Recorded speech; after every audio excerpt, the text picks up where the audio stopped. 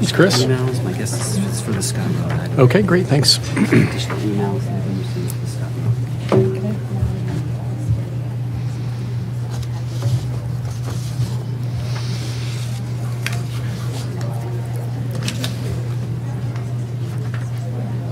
Good afternoon, Commissioners. This is Troy, your host. We are live and recording. Good afternoon, everyone. Thank you so much for being here with us today. It is January 10th, 2023. This is our land use meeting and public hearing. If you'll all rise and join me in the Pledge of Allegiance, please.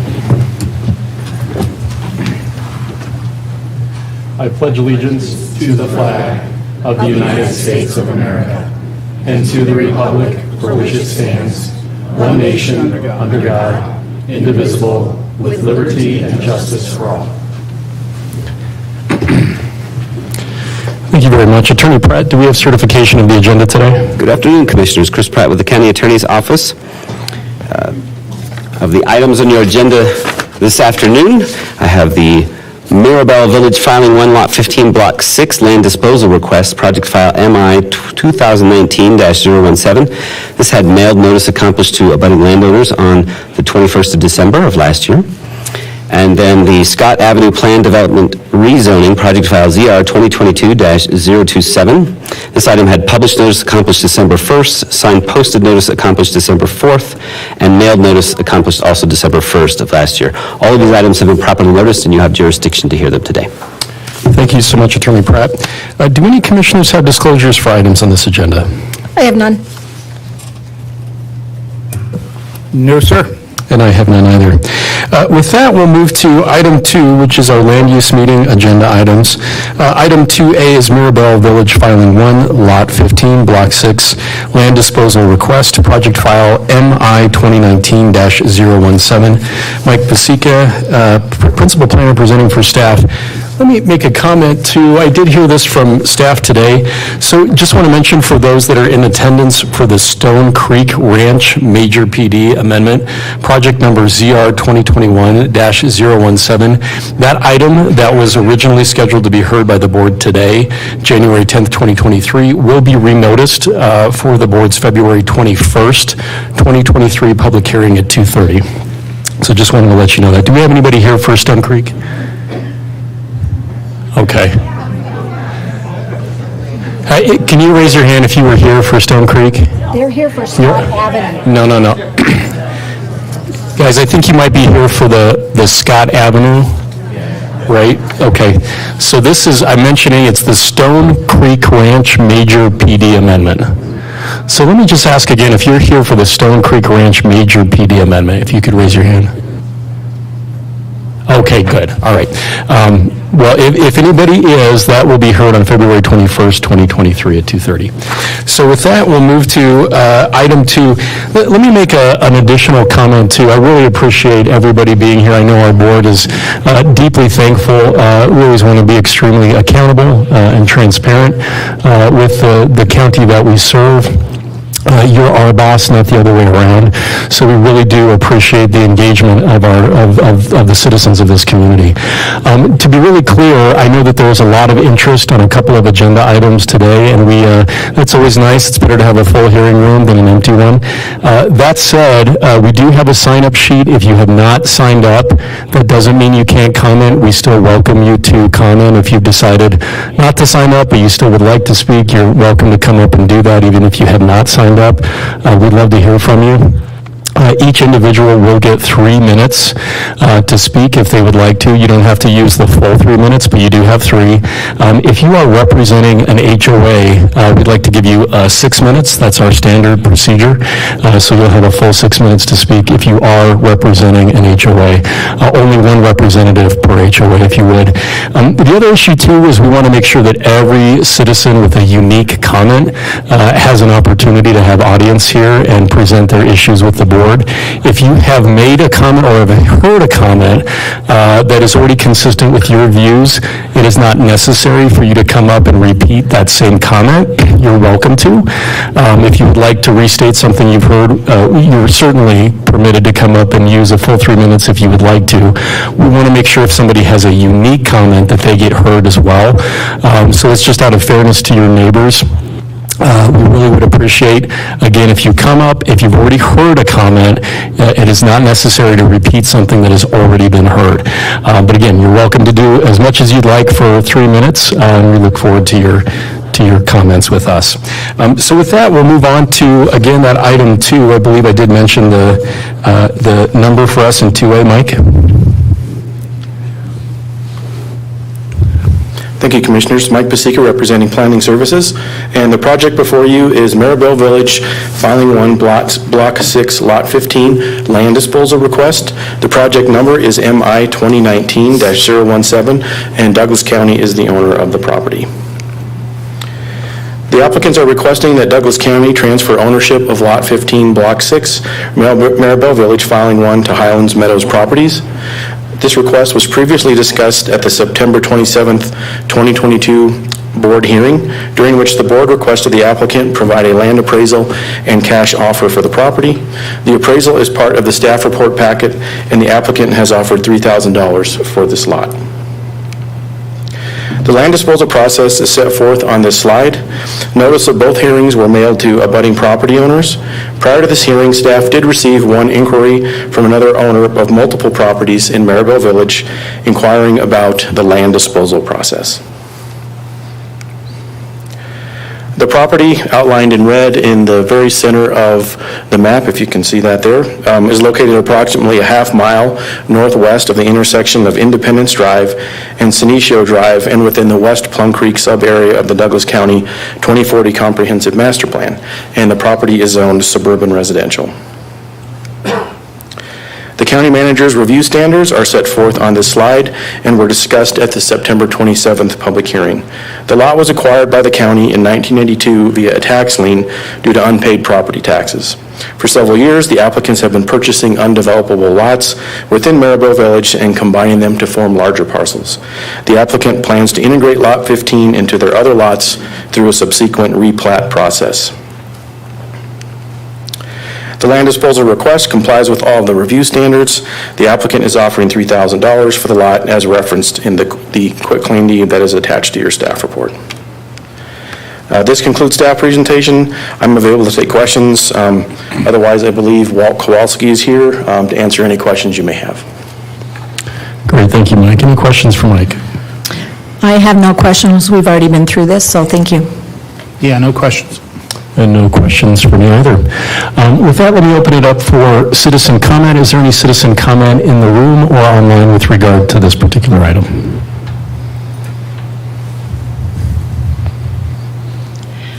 Commissioner, I have no online comment. Okay, thank you, Troy. And then let me confirm with the applicant, are you okay with the 2 conditions as presented?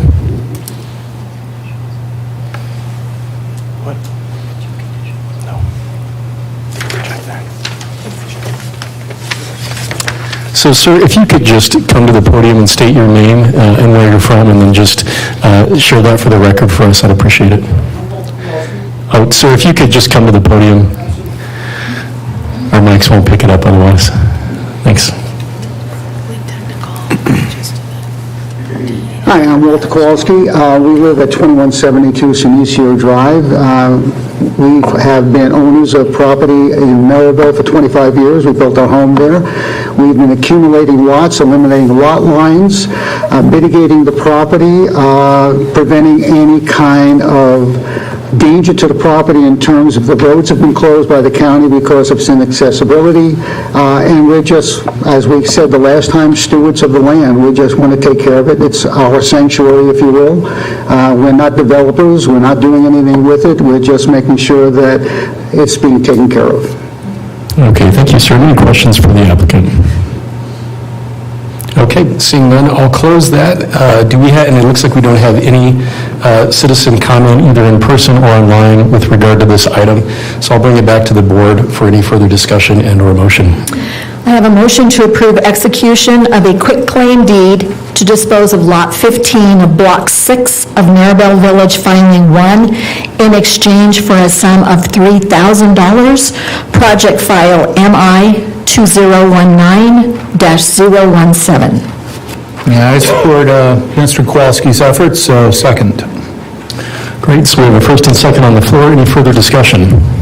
Seeing none, all those in favor signal by saying aye. Aye. Aye, and that carries. Congratulations, sir. So with that, we'll move on to item 3, which is our public hearing agenda items. We have one item, item 3A. It's the Scott Avenue Plan Development Rezoning Project File ZR 2022-027. Again, Mike Pesica, the principal planner, presenting for staff. Thank you, Commissioners. Again, Mike Pasica, representing Planning Services.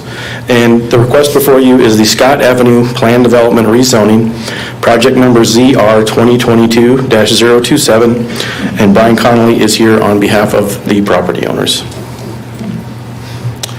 The Scott Avenue Plan Development, or PD, proposes 220 multifamily units on 11.33 acres in Planning Area A, and 23.87 acres will be set aside for open space and parks in Planning Area B. The intent of the PD process is to encourage innovative and creative design and to facilitate a mix of use in the development of a balanced community, including residential, business, commercial, recreational, open, and other selected secondary uses in accordance with Section 24-67-101 of the Colorado Revised Statutes. A PD rezoning process begins with the submittal of an application. Following a review period by referral agencies and the public, notice is given for public hearings before the Planning Commission and Board of County Commissioners. The Pioneer HOA was the only HOA that responded to the referral request. Their comments focused on compatibility of the new development with existing conditions in the Pinery, traffic impacts, maintaining community character, enhancing the community separator, protecting views, impacts to wildlife, and ensuring any new development is compatible with the character of the original Pinery. Many comments were received from neighboring residents, and several letters of support were also received, are included in the staff report. The Planning Commission heard the proposal at a public hearing on December 19th, 2022, and unanimously recommended denial by a vote of 8-0. Many citizens spoke at the hearing and had concerns with the compatibility of the proposed use with adjacent single-family development and impacts from traffic, noise, lighting, and parking that would be generated by the proposal and potential impacts to wildlife. There were also many people who spoke in favor of the application at the Planning Commission hearing. Reasons stated for support of the proposal included, but were not limited to, opportunities to live closer to places of employment, shorter commutes, and the need for affordable housing for teachers. The applicant indicated that compatibility was primarily based on design and impact mitigation, not use, and that even similar uses, single family next to single family, could be incompatible if not designed appropriately. Thus, there are large landscape buffers and setbacks that were to be provided in the development standards, and building architecture would be compatible with the area. The applicant noted CMP policies that supported the mix of housing types and provision of attainable housing. He clarified that this is within the Pinery SUA, which is an urban suburban planning area and is no longer rural in character and density. There have been additional public comments received since the Planning Commission hearing and are included in the staff report as additional correspondence, and additional emails were provided to you today. The majority of the recent public correspondence had to do with compatibility of workforce housing, traffic impacts, lack of available services, and impacts to wildlife. The project area highlighted by the red star is located in the northeast area of Douglas County. The site is zoned Agricultural 1, outlined in red, and is located at the northwest corner of Scott Avenue and State Highway 83. PD zoning abuts the site to the south, east, and west. Agricultural 1 zoning is to the north. The site abuts undeveloped land to the north and west. State Highway 83 borders the property to the east, and the Stone Creek Ranch residential development is to the south. The Cherry Creek floodplain covers roughly 2/3 of the property, as you can see on this slide. The property was zoned agricultural with the inception of zoning in Douglas County in 1955 and has not changed. The parcel has historically been used for agricultural purposes including a residence. A cellular communications tower was approved for the property in 1996 and has been modified several times. A CMP land use map amendment to include the property in the Pinery separated urban area was approved by the PC in March of 2022. Shown here is the proposed PD development plan, north is up on this slide. Open space, parks, and floodplain are in Planning Area B to help preserve wildlife habitat, riparian areas, and the floodplain. Residential development and local parks are proposed in Planning Area A. Access is proposed from Pinery Center Boulevard, and there will be no direct access to Scott Avenue or State Highway 83. As for some highlights of the PD development standards, Planning Area 1 would allow for 220 multifamily units on 11.3 acres for a density of 19.4 dwelling units per acre. Other uses are libraries, parks and playgrounds, open space and trails, neighborhood and private recreation facilities, utility service facility, personal wireless communication facility, and temporary sales and construction offices. In Planning Area 2, allowed uses were parks and playgrounds, open space and trails, utility service facility, stormwater detention facility, and temporary sales and construction offices on 23.9 acres. Run through some of the development commitments in the PD. First, a financial contribution of $1,000 per dwelling unit that will go towards regional park and trail improvements to be paid prior to approval of a site improvement plan or final plat. Parkland dedication or cash in lieu of land dedication prior to approval of a site improvement plan or final plat. Schools cash in lieu of land dedication prior to approval of site improvement plan or final plat.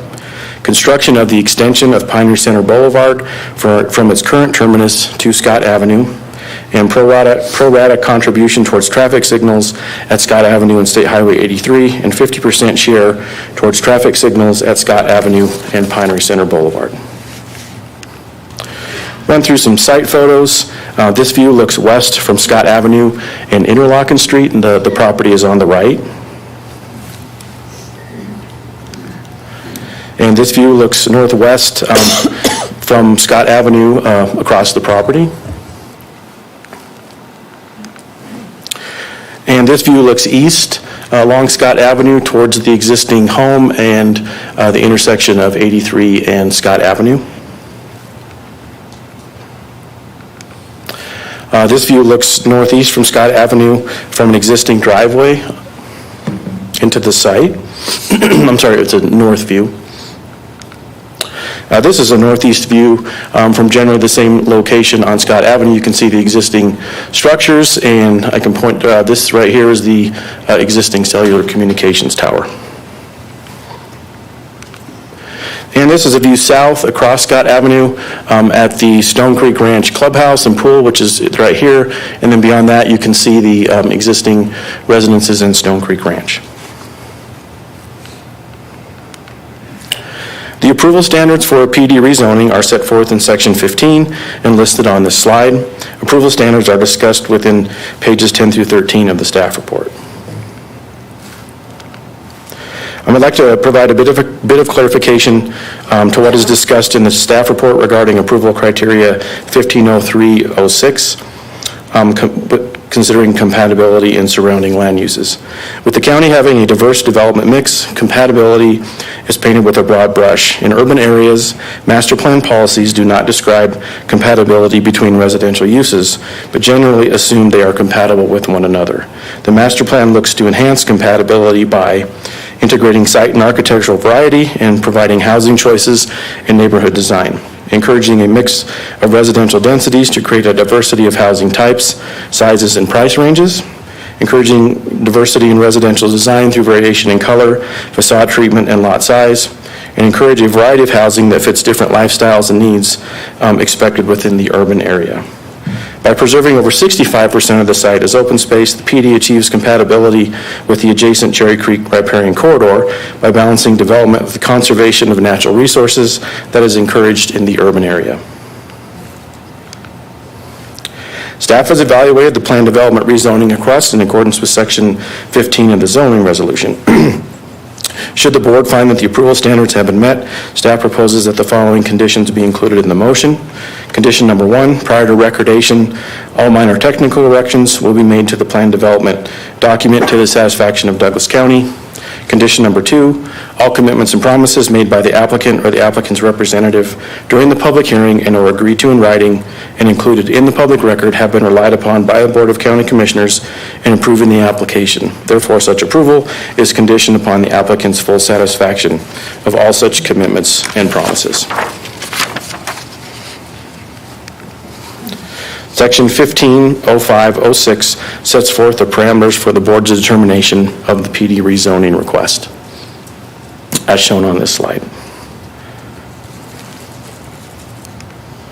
This concludes staff presentation. I'm available to take questions on the staff report.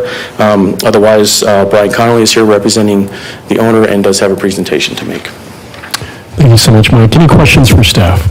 Yes, Mike, I do have one question. So when you showed us the picture of where that tower is, the tower will stay. What will happen to the existing other structures, the house? They would be removed. Okay, thank you. I have no other questions. Thank you, Commissioner Thomas. Additional questions for staff?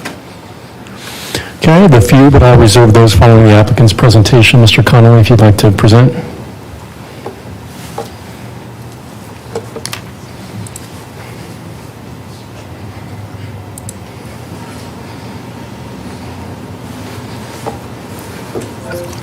Yep, it should work. Yeah, it should be. You can test it out.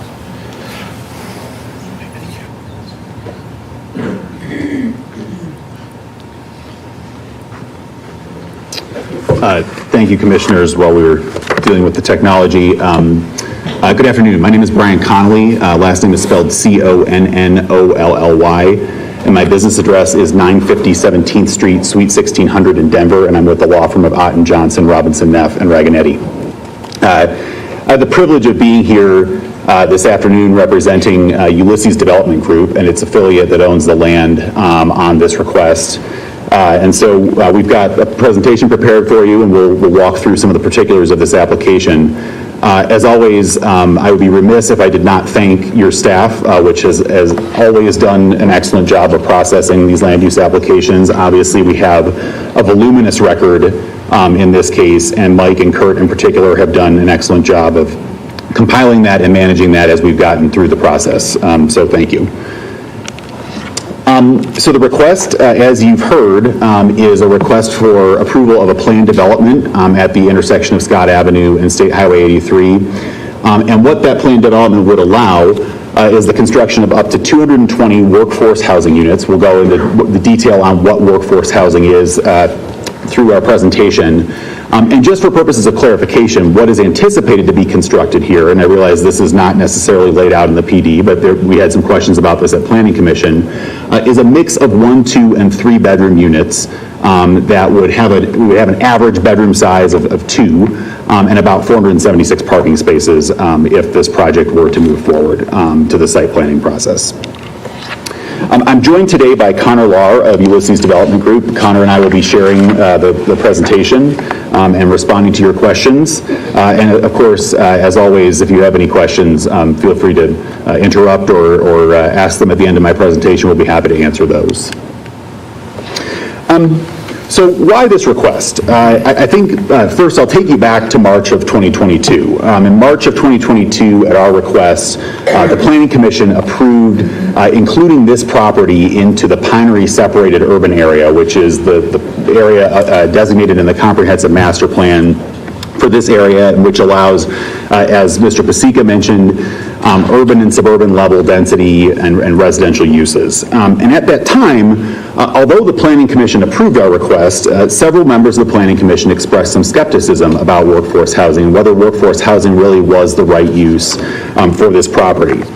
And so in response to that, we promised that as part of our efforts, we would conduct further study to determine what type of project would be best for this property. And our team has done exactly as we promised. We carefully studied the site to determine how we could build a project without having a significant impact on the adjacent community. And we also went on a broad public outreach campaign.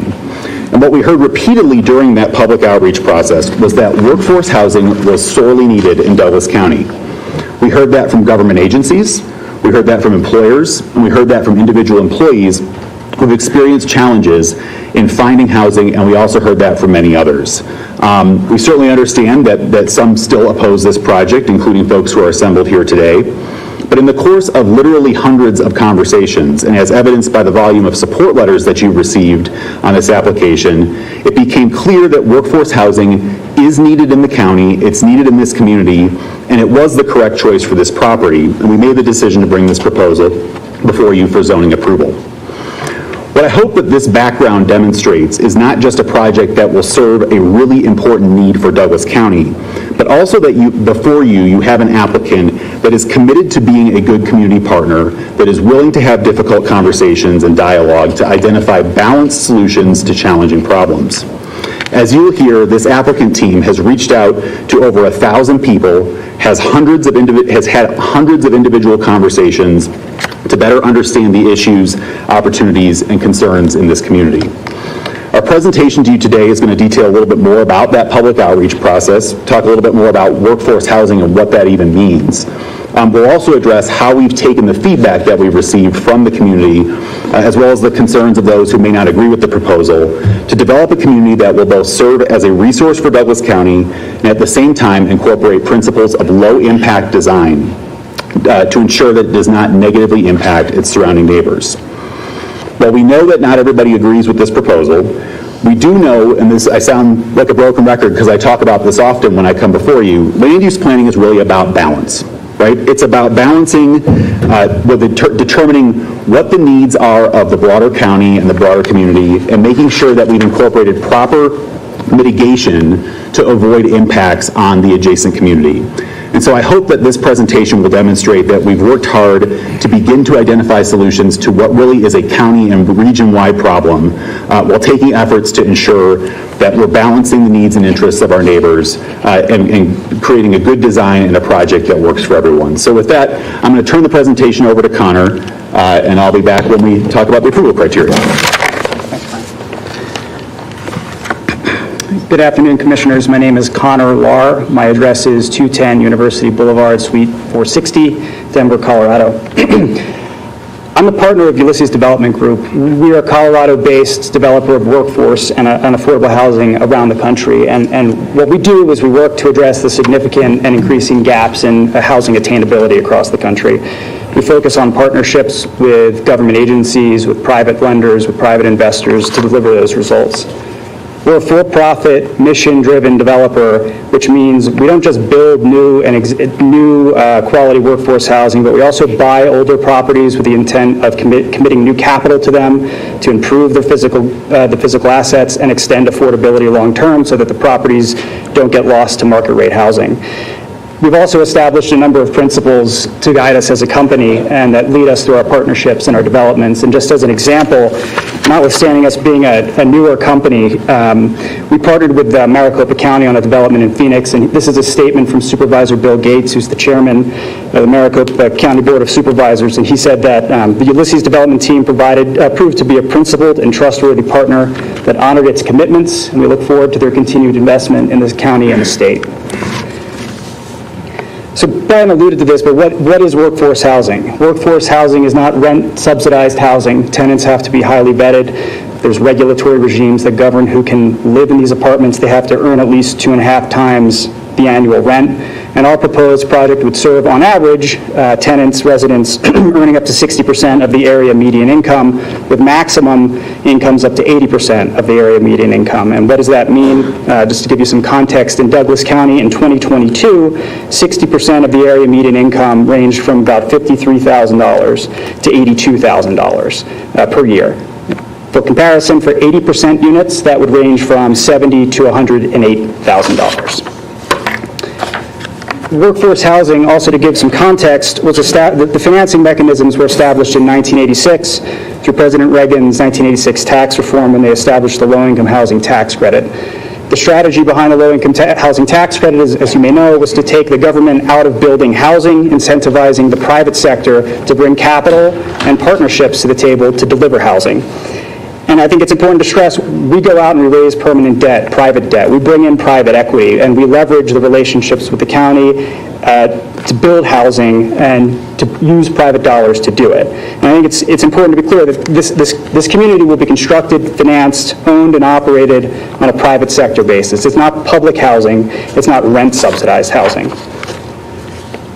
more importantly, who would this community serve? So as Brian also alluded to, when we started this exercise and went back to the table to look at the needs of the community, we started pulling compensation data. We pulled compensation data from Douglas County, from the annual salary publication. We pulled compensation data from the Sheriff's Office, from South Metro Fire. We went and sat down and talked to the local businesses, and you can see on the screen that a substantial portion of the workforce in Douglas County, either employed by the county, employed by the Sheriff's Office, or the school district, or by local businesses, the hospital system, restaurants, retail, broad majority of them fall within those income limits I talked about. And more importantly, the people, these are just numbers on a screen, these are just people, just roles that we've pulled from websites, but these are the people that everyone in this room interacts with every day, whether it's a teacher, whether it's an administrative assistant at a doctor's office, whether it's a porter at the hospital, food service person at the hospital. And what we're committing to do as part of our project is committing to a leasing preference for public employees of Douglas County, public employees of private employers in Douglas County, existing residents of Douglas County, including retirees and veterans. Housing is also a priority in Douglas County, and I think, Commissioner Layden, you've pointed this out in the past. Douglas County was ranked the third healthiest community to live in the United States by U.S. News and World Report, which is an impressive feat. It's incredible that Douglas County is number 3, and it speaks as a testament to everything that this community does to invest in itself. And I think if you look at the scoring, you can see there's only really one area where there could be any substantial improvement, and that's housing. And I think if Douglas County can help address some of the housing attainability challenges it faces, and that's not unique to Douglas County, it's very, very reasonable to assume that Douglas County becomes the number 1 healthiest place to live in the country. Furthermore, community leaders have recognized the need for quality workforce housing, and again, Commissioner Layden, we have a statement from you in the Parker Chronicle from October where you talk about the need to create partnerships to deliver new quality of attainable housing and workforce housing, and that's really what we think we're proposing here, to develop new quality workforce housing in partnership with Douglas County Housing Partners, bringing in private equity, bringing in private debt to do it. There's also a statement from Amy Sherman, wrote an op-ed in Colorado Politics back in December speaking to the same issues. A little bit about our stakeholder engagement. As Brian had alluded to, we over the past few months have gone out and had hundreds of meetings. We've had over 150 individual and group meetings. We've had 32 educational meetings with organizations. We got and received, and they're in your packet, 67 letters of support from thought leaders in the county, stakeholders across the county, first responders, law enforcement, and firefighters, educators and school administrators, frontline workers, healthcare workers, small business owners, young professionals, college students, and single parents, all talking about the challenges they face or others that they know face or their organizations face in finding quality, attainable housing for their employees or for their partners. And to give an example, this is a snapshot of the organizations that we've met with over the past few months from, again, the school district, trade organizations, HOAs, among others. And throughout that outreach, we've heard a lot of the same story, whether it's an employee unable to find housing, a business owner unable to keep and retain employees because they can't find housing. And I think we have a number of statements that I think convey that message. So up on the screen is a statement from Erin Kane and Danny Windsor from the school district.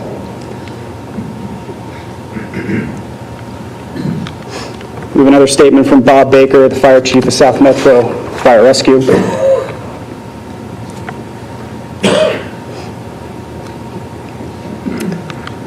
Dan Bright from the Sheriff's Office.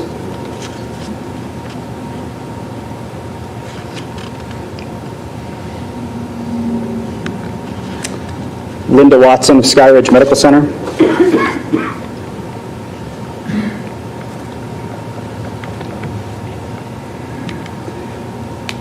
Mike Gable, the CEO of Parker Adventist, and Jeremy Pittman, the CEO of Castle Rock Adventist Hospital.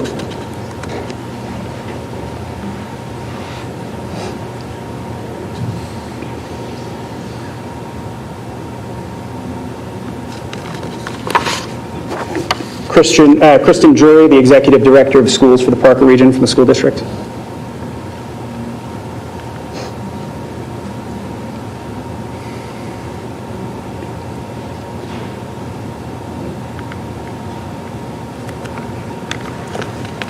Brian Hollingshead, the principal of Ponderosa High School, which is across Parker Road, just south of the site.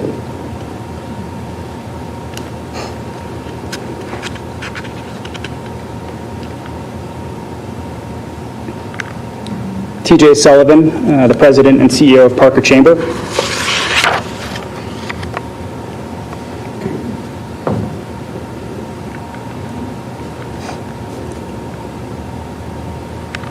And Melanie Mortimer as a Parker resident and a real estate professional in the community.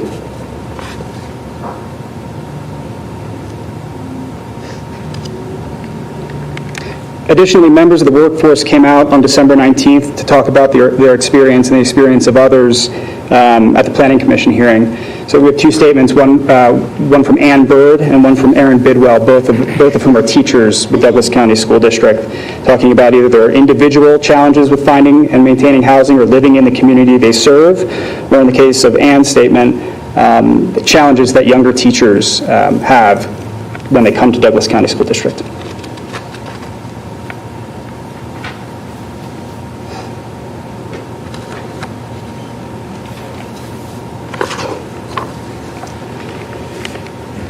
And finally, before I turn it back to Brian, I just wanted to restate some of the project benefits that we're committing to in connection with this rezoning request. We're committing to high-quality design and construction with significant setbacks and buffering from the neighbors, traffic mitigation, as Mr. Pasica outlined in his staff report, open space preservation, over 2/3 of the entire site, floodplain enhancement and management, and a parks and trails financial contribution. So with that, I'll turn it back to Brian.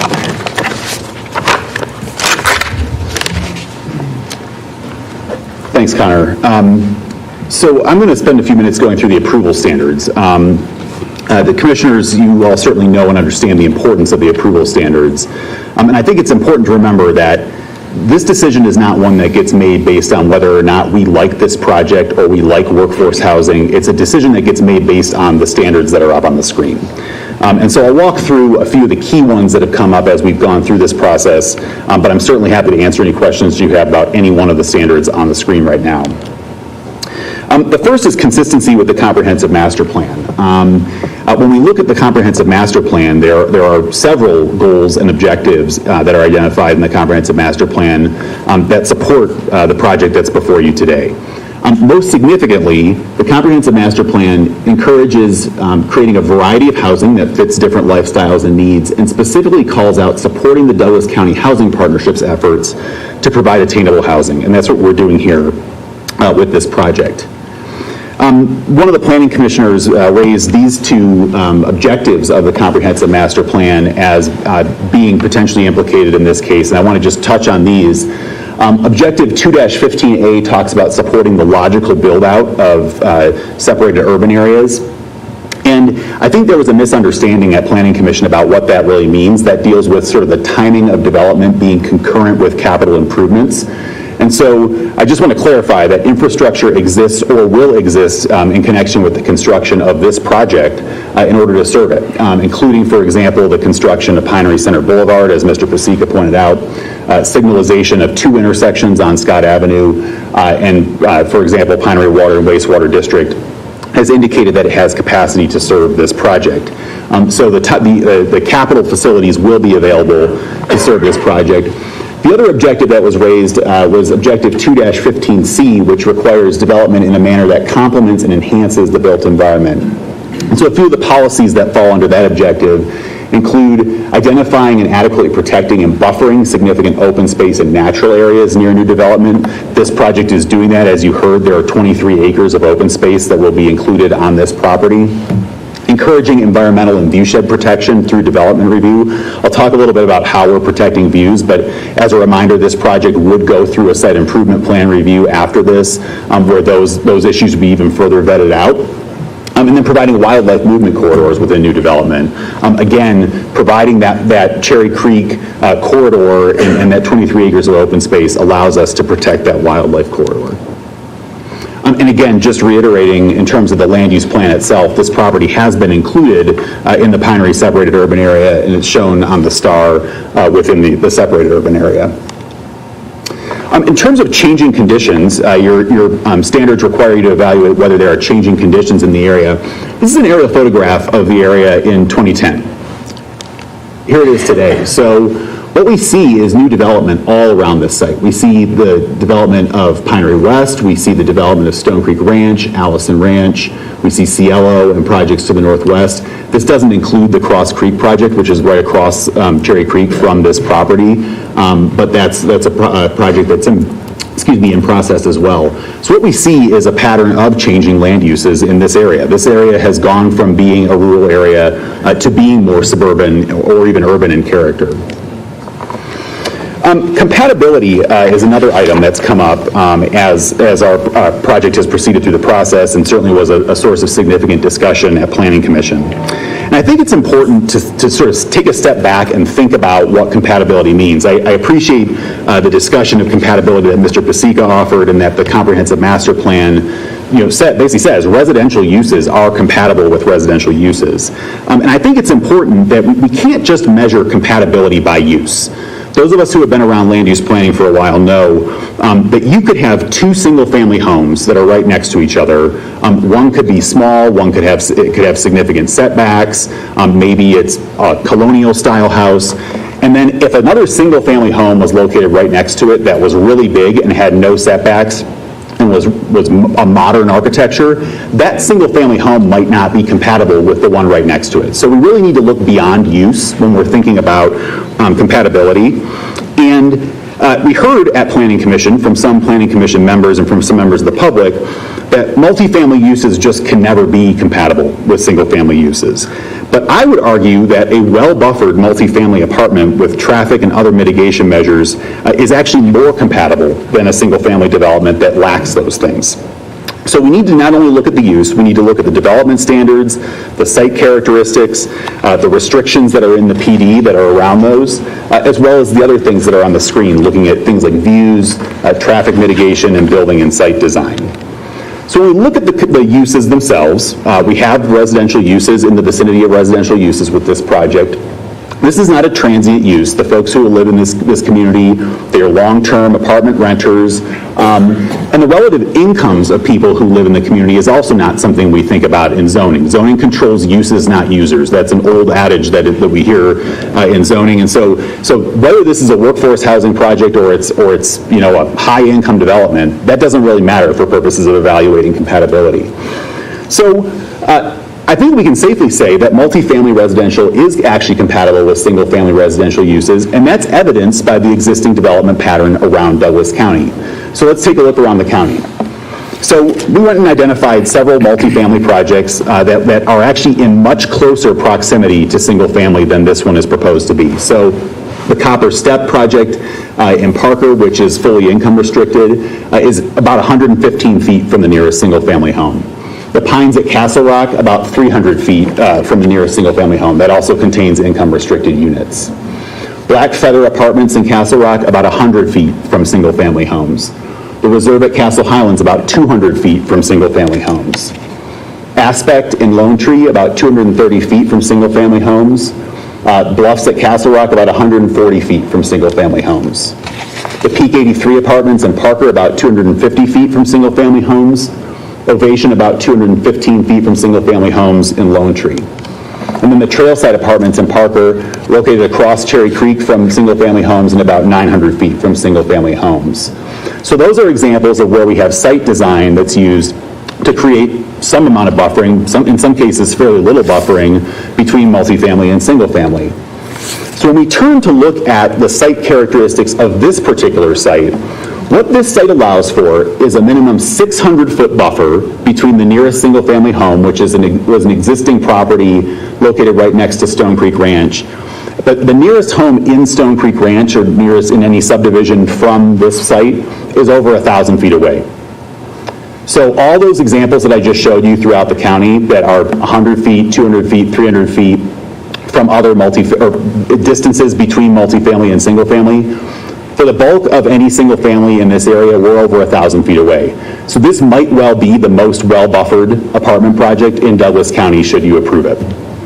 A few other aspects of the site that I think help to create compatibility. First, the site slopes significantly down to the west from Parker Road. There's about a 40-foot elevation drop from Parker Road to where the buildings would be constructed on this site. These buildings are proposed to be 3 stories tall, so the 40-foot slope essentially takes away the height impact of those buildings, and there will be significant berming along Parker Road to again, shield any views, protect views, both from drivers on Parker Road, as well as folks who might live east of Parker Road.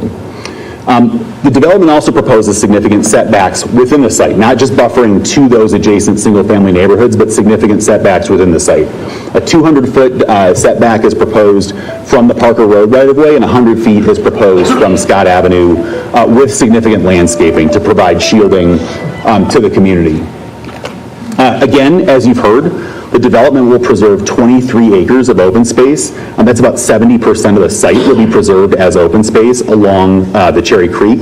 And in addition to that, there will be recreational amenities that will be provided in that, not just for members of this community, but for members of the entire community. And then in addition, because of the site's layout, this is where the project would be built is relatively flat. It's not encumbered by environmental features that would allow for drive aisles and parking. There were some concerns about maybe people would park off-site. This community would have sufficient parking. People would park on-site. We also then look at open space. So I talked about 23 acres being preserved, including land that could be developable if a clomar were approved. So we're basically saying we're not going to take that land, we're not going to allow development there. That will provide significant buffering to the west. So then looking at views. Views is another concern certainly that we have when we talk about compatibility. What are the view impacts of any particular type of development project? We have some just sketches of what views might look like, and again, this project is obviously not far enough along into the site improvement stage, so we don't have full plans, but this is what these views might look like, and these are the locations where I'll walk you through. So if we're driving south on Highway 83, Parker Road, this is what it would look like driving south, the views to the west. This is if you're up on Saddle Creek Trail, which is a residential street in the Pinery looking west, so again, we've got some of that berming. We'd see some rooftops, but the mountains would still be very visible above any development here. This is looking northwest from the intersection of Scott Avenue and Parker Road, just a sense of, again, you got that significant berm there along Parker Road. Landscaping, understand that landscaping takes a little bit of time to grow, but there will be landscaping there that would help to shield some of those views. And then this is what the community would look like if you're looking northeast from Scott Avenue. So this would be the new Pinery Center Boulevard. This is the intersection that would be signalized, and then this is the proposed community. We also, when we think about compatibility, we think about design itself. And I realize that the county doesn't do design review, that design is not something that gets controlled necessarily through zoning, but what you have is an applicant that's before you that's actually gone out and looked at architecture in the community and would like that architecture to be mirrored as part of this project. So the goal would be that this project would incorporate some of the same materials, some of the same architectural styles that you see in Pradera, in the Pinery, and in the area surrounding it.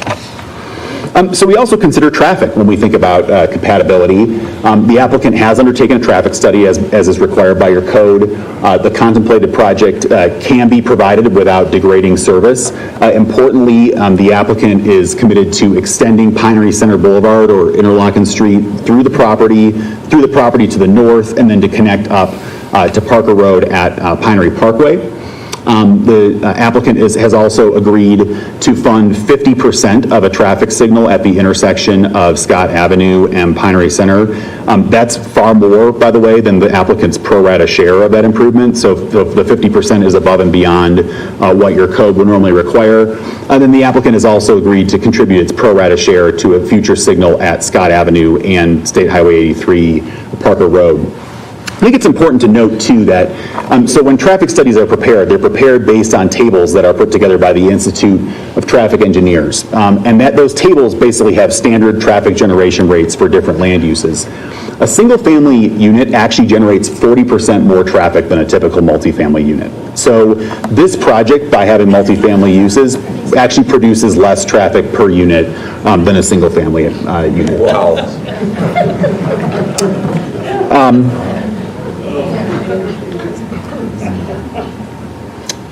In terms of site suitability and environmental impact, this is another one of your criteria that you need to consider. Again, the preservation of about 70% of the property avoids development in the floodplain, avoids the need for a clomer for development purposes. It preserves habitat along the Cherry Creek and provides the opportunity to create recreational improvements to encourage pedestrian and bicycle connectivity. And one of the commitments that we made as part of the comprehensive master plan approval was to actually complete that Cherry Creek trail system on the east side of the creek through this property, so there would be public access through that open space area. Then the area that's planned for residential use is suitable. It doesn't have steep slopes, there's no habitat there, and there's limited vegetation. So again, these are your approval standards. Before I sit down, I do want to provide a few responses to some of the items that were raised at Planning Commission, and I suspect you may hear some of these things today, so we get our facts straight on some of these things. So as Connor mentioned, there was sort of this notion that came out that this is a government subsidized housing project. This is public housing. It is not. This is a privately developed housing community that it does receive tax credits for providing workforce housing, as Connor explained. The tenants, again, are highly vetted in this community, and the applicant has committed to a preference for county and public employees as well as employees of Douglas County businesses. Another thing we heard at the Planning Commission, several members of the public noted that they believe workforce housing increases crime. There is no evidence to suggest that workforce housing increases crime. There are academic study after academic study that have been thoroughly vetted, that have been peer-reviewed, that show that workforce housing does not increase crime. And I've just actually put some quotes from some of those studies here as well. I'd also note that Douglas County Housing Partnership has looked at this as well and noted that crime rates in income-restricted properties are actually lower than in market-rate properties here in Douglas County. Another thing we heard, workforce housing reduces property values. Again, evidence does not support that conclusion. Study after study shows that there is no evidence to conclude that workforce housing reduces property values, and in fact, a study that was done by Trulia showed that in the period of 1996 to 2006, in the 20 least affordable housing markets in the nation, Denver actually saw an increase, had a positive impact in property values where workforce housing was constructed. Again, you can Google this, you can search it on the internet, all these things are available. I'd be happy to share more robust citations with you if you need. There's no evidence that workforce housing reduces property values. Another thing we heard, housing project will generate more traffic than surrounding uses. Again, as I said, this is just information that comes from the Institute of Traffic Engineers, the experts in their fields who create these traffic generation tables. Single-family units generate 40% more traffic than a typical multifamily unit. And finally, we've heard that workforce housing can't coexist with single-family housing. And again, I would just point you back to several of the photos that I showed. Workforce housing is routinely located near single-family housing. The compatibility issue is really a function of site characteristics, whether this site, in terms of the layout of the natural layout of the site and the way that the buffering is put together, the mitigation measures that are taken, how that creates a compatible environment. And so I would suggest that workforce housing, again, as a matter of fact, it is regularly located near single-family housing and can be indeed compatible with surrounding single-family housing. So I'll leave you with the approval standards which govern this, and certainly we are happy to answer any of your questions. I know there are many members of the public who are looking forward to speaking as well, so thank you. Thank you, Mr. Connolly. Any questions for the applicant? I'm happy to have a couple questions. Okay, we've heard a commitment to leasing preference and to county employees, to firefighters. Okay, that's, I appreciate that being stated, but what is the mechanism of the commitment? So we've offered that. I think typically that would not be included in a PD because it's not really a zoning matter. Certainly if you wanted to condition your approval to include that condition, we would be happy to agree to that.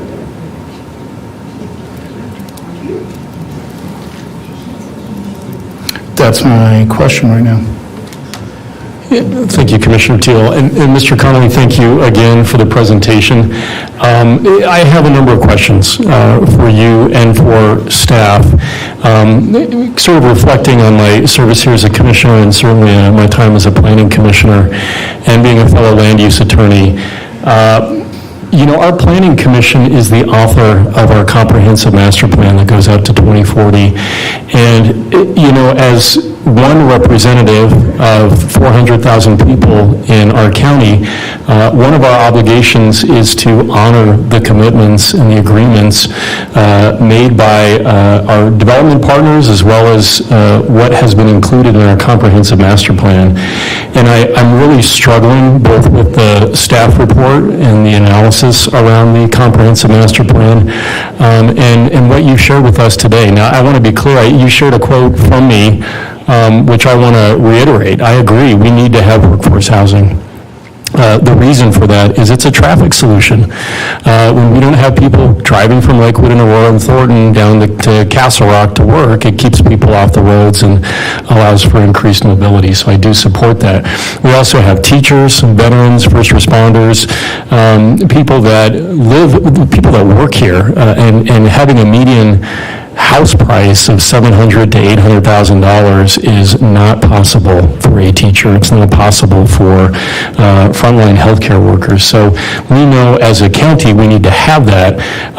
But in my time here, the rezones are tough.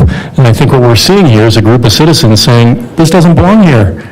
I need to hear 100 comments to know that it's...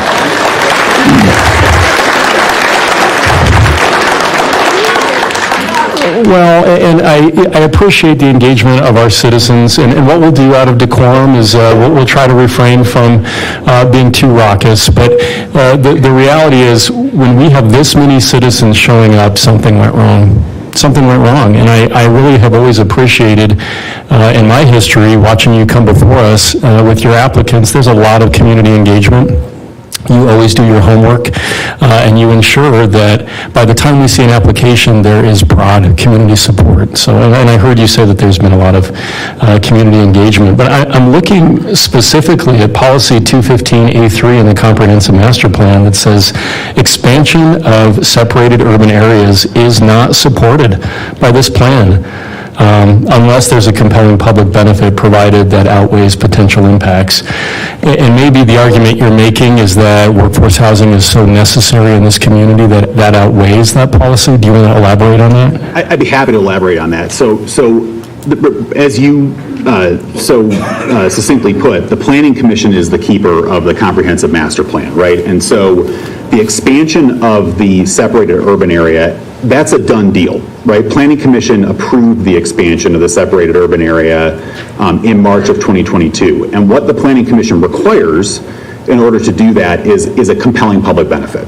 So we, as an applicant, came forth. That application obviously didn't come to you because you are not the approval authority on the comprehensive master plan. We, as an applicant team, came in front of the Planning Commission in March of 22 and offered compelling benefits. There were three compelling benefits in particular that we offered that Mr. Pasica went through, but I'll just re-articulate them. The first is a $1,000 payment per unit to go toward parks and recreational improvements countywide. So that's, by the way, on top of the typical obligation of a developer to provide land for park improvements as well as park improvements themselves. So that's on top, that's part of the compelling public benefit. The second piece of the compelling public benefit was we agreed to provide habitat restoration along the Cherry Creek and to do work to restore that habitat and that wildlife corridor through the Cherry Creek. And the third was to make, again, on top of the per unit payment, was to make recreational improvements, not only through this property, but through the adjacent property to the north, to build that trail system out so that there's trail connectivity from this site to the Cherry Creek Trail. And so, having heard that as the compelling public benefit, the Planning Commission approved the expansion of the separated urban area to support that. I will also just note... What's the no to multifamily? Guys, hey, we do have to have order, okay? You'll have an opportunity to comment during citizen comment, please. So, and just to provide a little more context to that, when we were in front, well, when our application was filed for the comprehensive master plan, there was actually a tooth sort of out of the Pinery SUA. These properties that are currently shown on here as agricultural properties that I'm pointing to on the screen, those were not included in the Pinery SUA. The Planning Commission has subsequently approved inclusions of, I think, all three, is that correct? Has approved inclusion of all three of those properties into the Pinery SUA, and so those other applicants would have had to make a similar offering of a compelling public benefit in order for the Planning Commission to approve that. Okay, so I appreciate the response there. I mean, would you not consider this a fairly high-intensity use? I don't, no. In fact, I think that, you know, when we look at, again, those factors that sort of go into compatibility, right? When we look at just the natural slope of the property that reduces building height, when we look at that buffering, right? We look at, again, this might well be the most well-buffered multifamily building or collection of buildings in the county. When we look at that, that's sort of where we look at intensity and density, right? Is what are we doing in terms of the relationship to our neighbors? And so I would argue that it is not a relatively high intensity use. In fact, if this property were built for single family, you know, I showed you, got to get through, oh, here. I mean, this property could be built, you know, the 23 acres that are being left aside, that for open space, that could be single family development.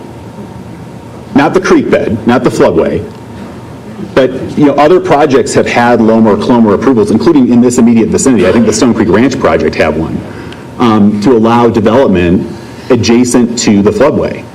And so I would argue that having this sort of, you know, whether you want to call it low impact development, cluster development, that you know, really keeping the development to a 10-acre area is, you know, it reduces the intensity that you speak of.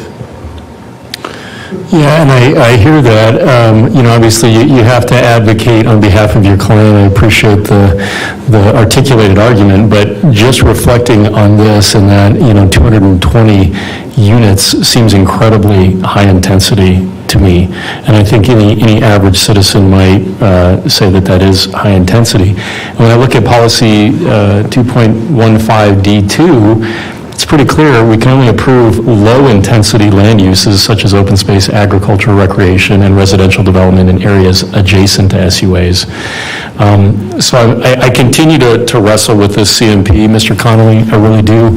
I don't want to belabor that, and I know there are a lot of people here that took time off of work and other things to speak, so I'll leave my questions there. But If I might just comment on what you just said, I think the policy that you're referencing speaks to areas adjacent to SUAs, not within SUAs. This property has been included in an SUA.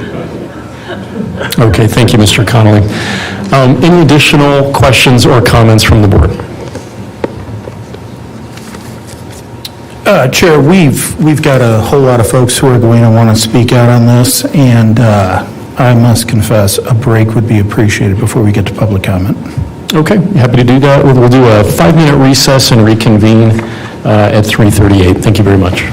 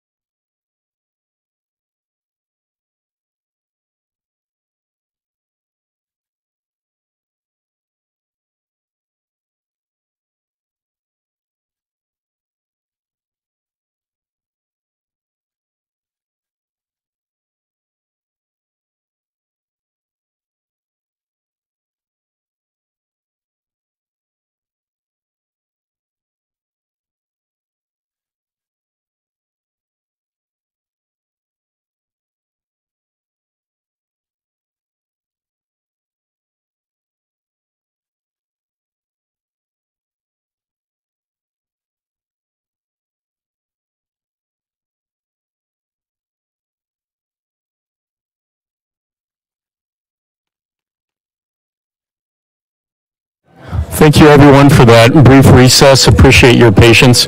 We're going to go ahead and reconvene our hearing for this afternoon. We've had an opportunity to ask some questions as a board. We'll now move into the citizen comment portion. Again, I would reemphasize, if you've heard a comment and agree, it may not be necessary to duplicate that comment, but everyone will have up to 3 minutes if you would like. We do have a sign-in sheet, and we'll begin. If you could go ahead and line up, we would appreciate it, so we're not spending too much time going back and forth to the podium. The first 10 that I have are Dave Davis, Chelsea Alexander, Monica Bourbon, Rick Bird, Tim Maloney, David Nybauer, Amy Sherman, Jeff Keener, Morgan Cullen, and Stacy Gorman. If you can make your way towards the podium, we'll begin with Dave Davis, and you have 3 minutes, sir. I'm glad you're not the only one who can read my writing. It's Dave Tavia. Oh, name is spelled. Okay. Is the mic on now? I think we can hear you. Great. Yep. Dave Davia, spelled D-A-V-I-A, sorry for my poor penmanship. Work address is 1391 Spear Boulevard, Denver, Colorado. I am the Executive Vice President and CEO of the Rocky Mountain Mechanical Contractors Association. So my members install HVAC mechanical and plumbing systems. I once was a city councilor, so I appreciate the position that you all are in today and have to navigate through. We employ 190,000 Coloradans in the construction industry. About 30% of those are in our specific field. Workforce housing is important to us as an association. Our beginning apprentices start out making $44,000 a year, well within the AMI calculations that Brian put on the board for you all. And when they graduate, after the end of their 4-year term, they're making about $90,000. Workforce housing is a pathway to the middle class. Workforce housing is a need, not just in Douglas County, but across the state. We need 50,000 more construction workers to keep up with the population growth in the state of Colorado. And permitting-wise, I took a look at the Common Sense Institute. We took a look at rankings, and Douglas County specifically needs between 2,000 and 8,000 more permits issued to keep pace with growth in the South Metro area, specifically in this county. This project aligns with that mission. We need places for your HVAC technicians to live that come and work on your homes, buildings like this, and hospitals. And unfortunately, that product is not being built as much as we need. We ask that you consider approving this project. Since 2015, 86% of affordability has decreased by 86% in the state of Colorado. We need between 25 and 46,000 new residential units within the next 5 years to keep pace with demand, and this project is a step in the right direction. Workforce housing is not just a pathway to the middle class, but a pathway to wealth generation, and we ask that you find favorably on this particular development, and we appreciate your time today, and I'm happy to answer any questions you may have. Mr. DeVille, thank you so much for your time with us today. And I'm sorry I missed your last name. That's my Thanks for being here. penmanship. Thank Sure. you. We'll have, looks like Chelsea Alexander. Welcome, Mr. Alexander. Good afternoon, Commissioners. I'm Chesley Alexander, A-L-E-X-A-N-D-E-R. I live at 5606 Pinto Valley Street, and that's Stone Creek Branch. My wife and I moved in about a year ago from Arvada, Colorado, in the area of Ward Road. And one of the reasons that we moved away from there is because in the last 3 or 4 years, there has been a lot of multifamily development being built in the area, and it has changed the character of that part of Arvada. And we moved to this neighborhood here, the Pinery, basically, because of the character, and to enjoy that character. And we feel that the nature of it is predominantly, almost exclusively, single-family residential zoning, and we enjoy that kind of lifestyle. We worked our whole lives to be able to live in a house that we bought, and we pay taxes, and we vote. And so we would like to not have a surprise of having to find out that we moved into a neighborhood that no longer is mostly single-family, which was our intention. Thank you very much. Have a good day. Thank you, Mr. Alexander. We have a Monica Bourbon, or it could be Burton.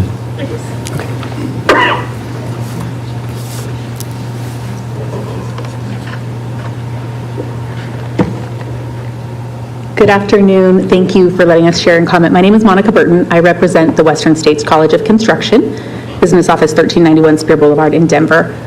Western States College of Construction is an educational institution providing educational opportunities for those who want to work in the skilled trades. Plumbers, pipe fitters, sheet metal workers, those that really build the communities we live in, build the communities that we want to live in, and the communities that we serve. A project like this one is made for folks who are in that type of a position. These are the people that we want building in our communities. These are the people that we want teaching our students. These are the people that we have treating us in hospitals. They deserve a place to live. And a community like this gives them an opportunity to get that start, to build their career, to develop that lifestyle that we all worked really hard for and we all really want to be a part of. Colorado is in a workforce recruitment crisis at the moment, as mentioned before. There's about 50,000 construction workers needed in Colorado. We don't have the housing to put them in. Whether it's in Douglas County, Arapahoe County, Boulder County, we don't have anywhere for folks to live. We're telling them they need to come. We're telling them we have jobs. We're telling them we have work that needs to be done. But then we're saying, but you can't live here. It's an unfair statement and it's an unfair position. We know the importance of the planning that's ahead. It's a key ingredient when pulling the pieces of this project together.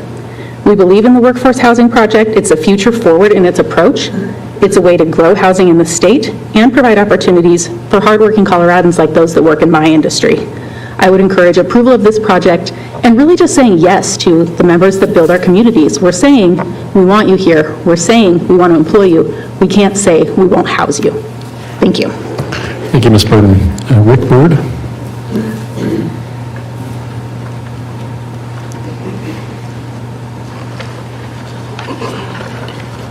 Good afternoon, Commissioners. My name is Rick Bird. I live at 9076 Miners Place in Highlands Ranch.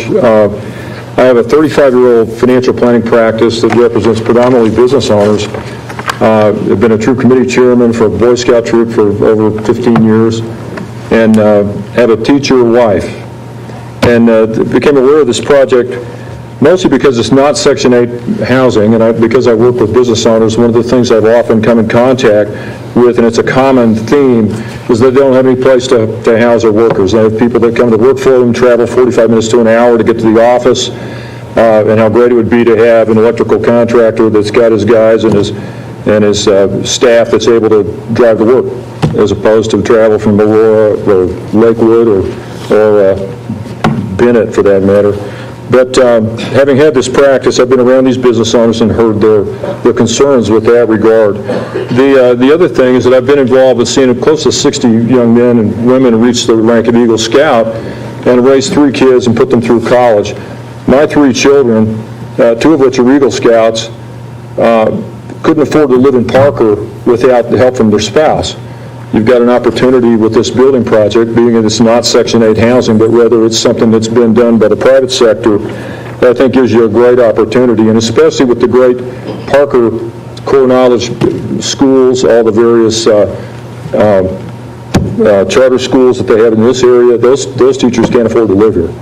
So if you've got an opportunity to bring that into the picture, that's the type of people that this particular project is appealing to. So again, my wife has said on several occasions, and I saw her letter up here earlier, that her partner couldn't afford to live in Douglas County. So I hope that this affords the opportunity that you could have the kind of neighbors that what my children would provide. They're the kind of neighbors everybody would want to have. So, Thank you, Mr. Bird. I have a Tim Maloney.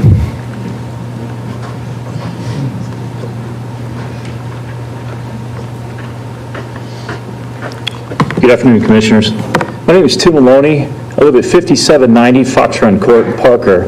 I've actually been a resident of the Pinery for 22 years. But I'm speaking to you today as an executive of an employer based here in Douglas County, Kramer North America. Kramer's over a 100-year-old company, and as the Commissioners know, we've built many projects around Douglas County since 1983. And I want to express my support for this community development. Our local construction industry is facing a workforce crisis. I continue to be very concerned about our ability to retain a workforce, both professionals and trades, that will work in Douglas County. As an example, we just wrapped up our work on the I-25 South Gap project. And as you know, between Kramer, our subcontractors and consultants, we employed over 4,000 men and women on that project, but we continue to have problem retaining a workforce throughout that project because of the workforce housing issues. This planned development in Parker will be helpful in our recruitment and retainment efforts for ongoing work locally in Douglas County. Our workforce will benefit from this geographically desirable and lower rent structure, allowing men and women of Kramer to live comfortably in the community where they work. Thank you for the time today. Thank you, sir. I've got a David Neibauer.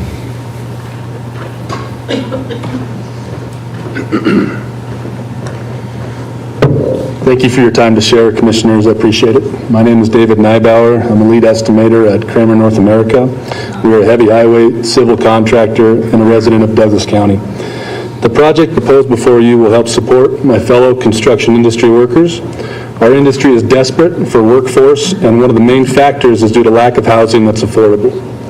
This project not only offers valuable members of our industry the ability to find housing within budget, but it also provides them an opportunity to live and work in a great community.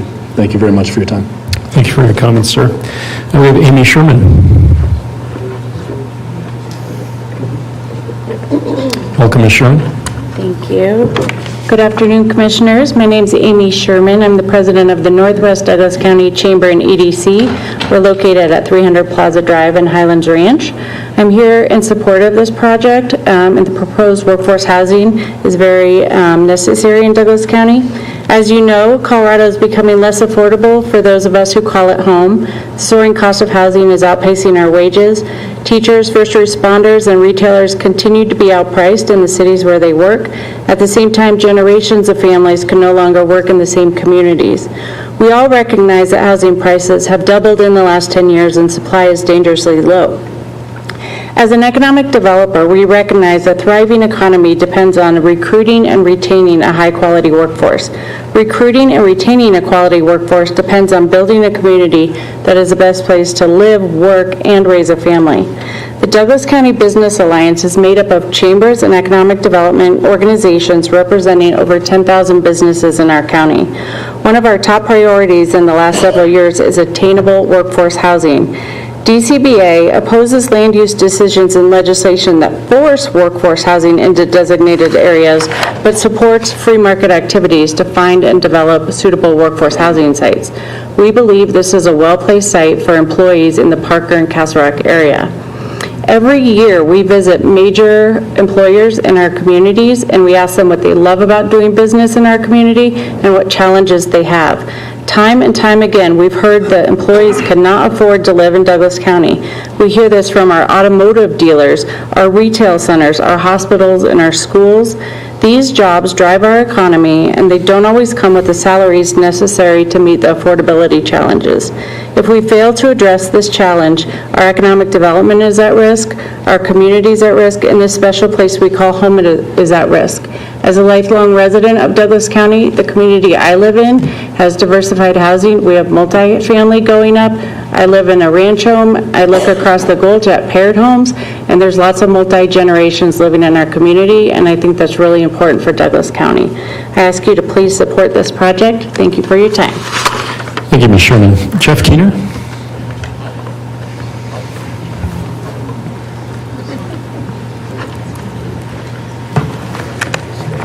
Good afternoon, Commissioners. My name is Jeff Keener. I'm the President and CEO of the South Metro Denver Chamber. Our chamber address is 9220 Kimmer Drive in Lone Tree. and I am here today to voice my support for this proposed workforce housing development. I'm here to tell you that to the Chamber, a priority is to focus and foster vibrant economic climate, culture on both a regional and global level. Our business efforts focus on business attraction, retention, and expansion. As the President and CEO of the South Metro Chamber, I'm inundated each and every day with messages from our members who are concerned about rising housing costs for their employees and for their businesses. How are housing costs for their employees and their businesses? How are we to foster a vibrant economic climate and culture if our businesses cannot employ the best workers because the potential areas in our region don't provide adequately affordable housing solutions? This project has the potential to open doors for new opportunities for not only the business owners in the South Metro and Douglas County region, but it also provides an affordable option to a next generation of workforce. We limit our own economic growth if we do not look forward to provide equal opportunities for the up-and-coming young professionals, first responders, teachers, and etc., who will directly benefit from this project, and these folks will benefit from this project. The South Metro Denver area is a desirable place to both live and do business, and there's reason for that. We foster opportunities for economic growth and good business practices, but we need to invest in housing developments that can benefit our next generation if we want to remain a desirable place to live and to work. I urge you to support this moving forward, and thank you for your time. Thank you, Mr. Keener. Appreciate you being with us today. We've got Morgan Cullen.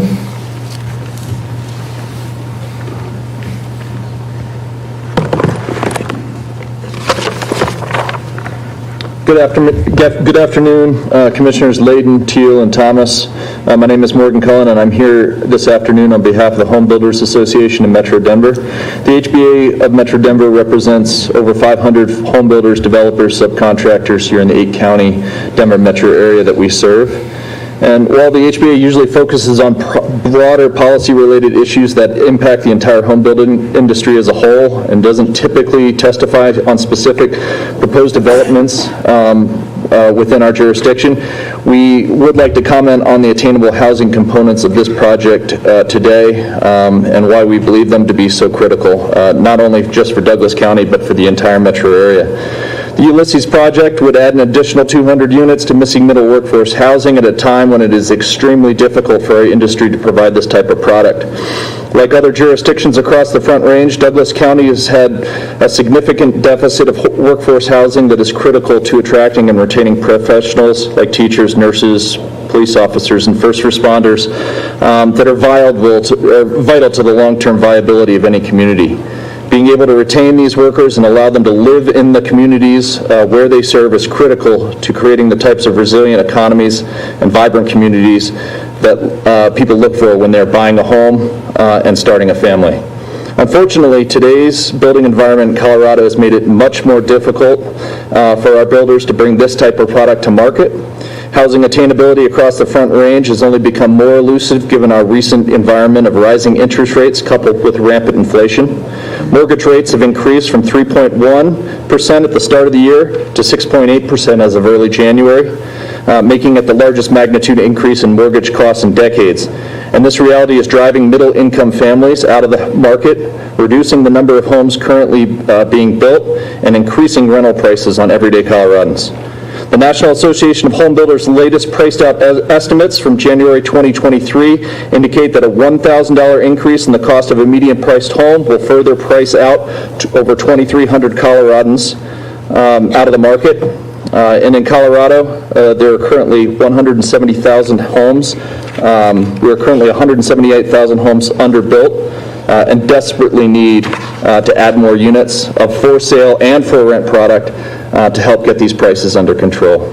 Given this reality, the HBA believes that Douglas County should strongly support all viable options to increase workforce housing for its residents, but especially projects like Ulysses that are offering a number of popular amenities, including 23 acres of open space that will not only benefit leaseholders, but also the entire, all of the residents of Douglas County. Thank you for your time this afternoon. I appreciate it. Thank you, Mr. Cullen. So we have Stacy Garman, and then I'd like to call up Scott Go, Brian Vanderkroll, Holly Green, Robert Hundle, Mark Green, Courtney Fresh. I'm sorry? Okay. Scott Fisk, and then Frank Gray. Thank you. Okay, thanks. And again, let me make a couple of quick comments. If you have heard something and you intend to speak, but it's duplicative of something you've already heard, you're not required to reiterate that, but you're certainly welcome to.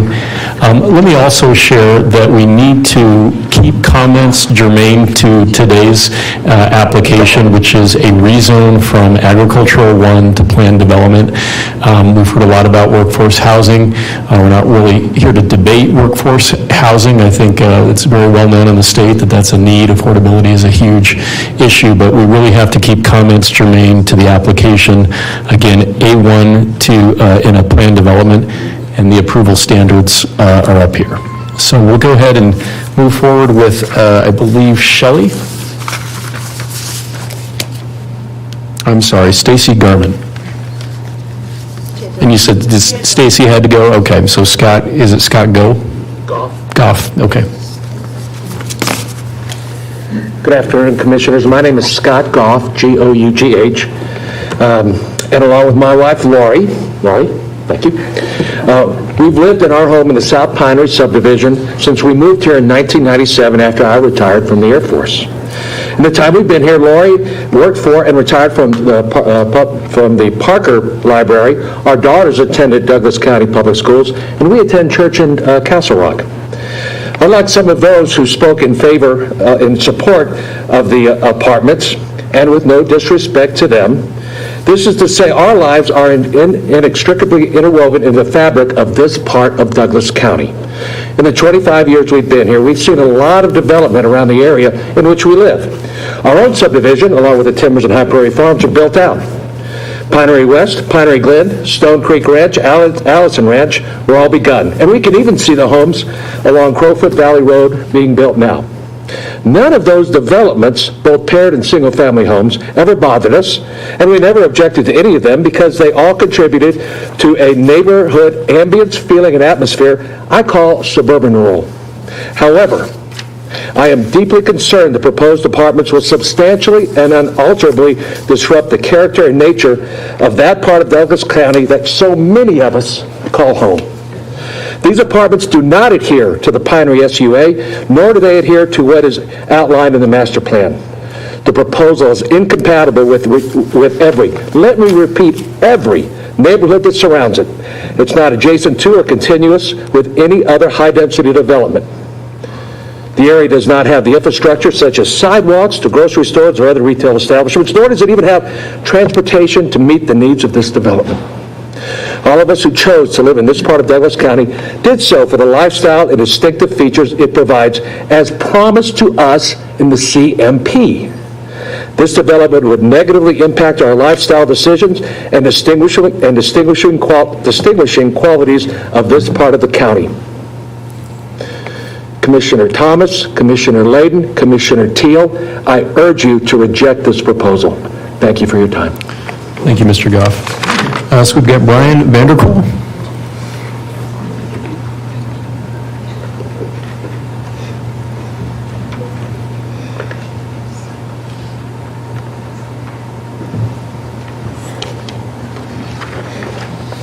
And let the record reflect that an exhibit is being provided to the board. Do we have a number for that, Mr. Pratt? This would be exhibit number 2. I'll read exhibit 1 and 2 into the record here as soon as it starts. Please. Hello, my name is Brian Vanderkroll. Last name is Vanderkroll, V-A-N-D-E, capital K-R-O-L. I live in Stone Creek Ranch. First, I'm going to go off my script a little bit. The developer made this specifically about users, not uses. So that is fair game. To suggest that we shouldn't address that is, I believe, wrong. You'll hear taxpayers that live near this subsidized project address the Pinery SUA ordinances and land use policy. They're addressing those policies with facts. Mr. Connolly will address these same items with platitudes, jargon, and mumbo-jumbo. At the end, Connolly will rebut our facts with more of the same jargon and mumbo-jumbo, and he'll misrepresent what we said. He's done it multiple times before. Listen to his rebuttal and you'll see. I've sat through his presentations twice now, as did your appointees on the Planning Commission. Your appointees and most of the people in this room believe that the facts are on our side. We oppose the project. I hope you'll place great weight on the decision of the 8 planning commissioners that studied the 500 pages of documentation and sat through 8 hours of testimony. To go against their recommendations would be a tremendous insult to their work.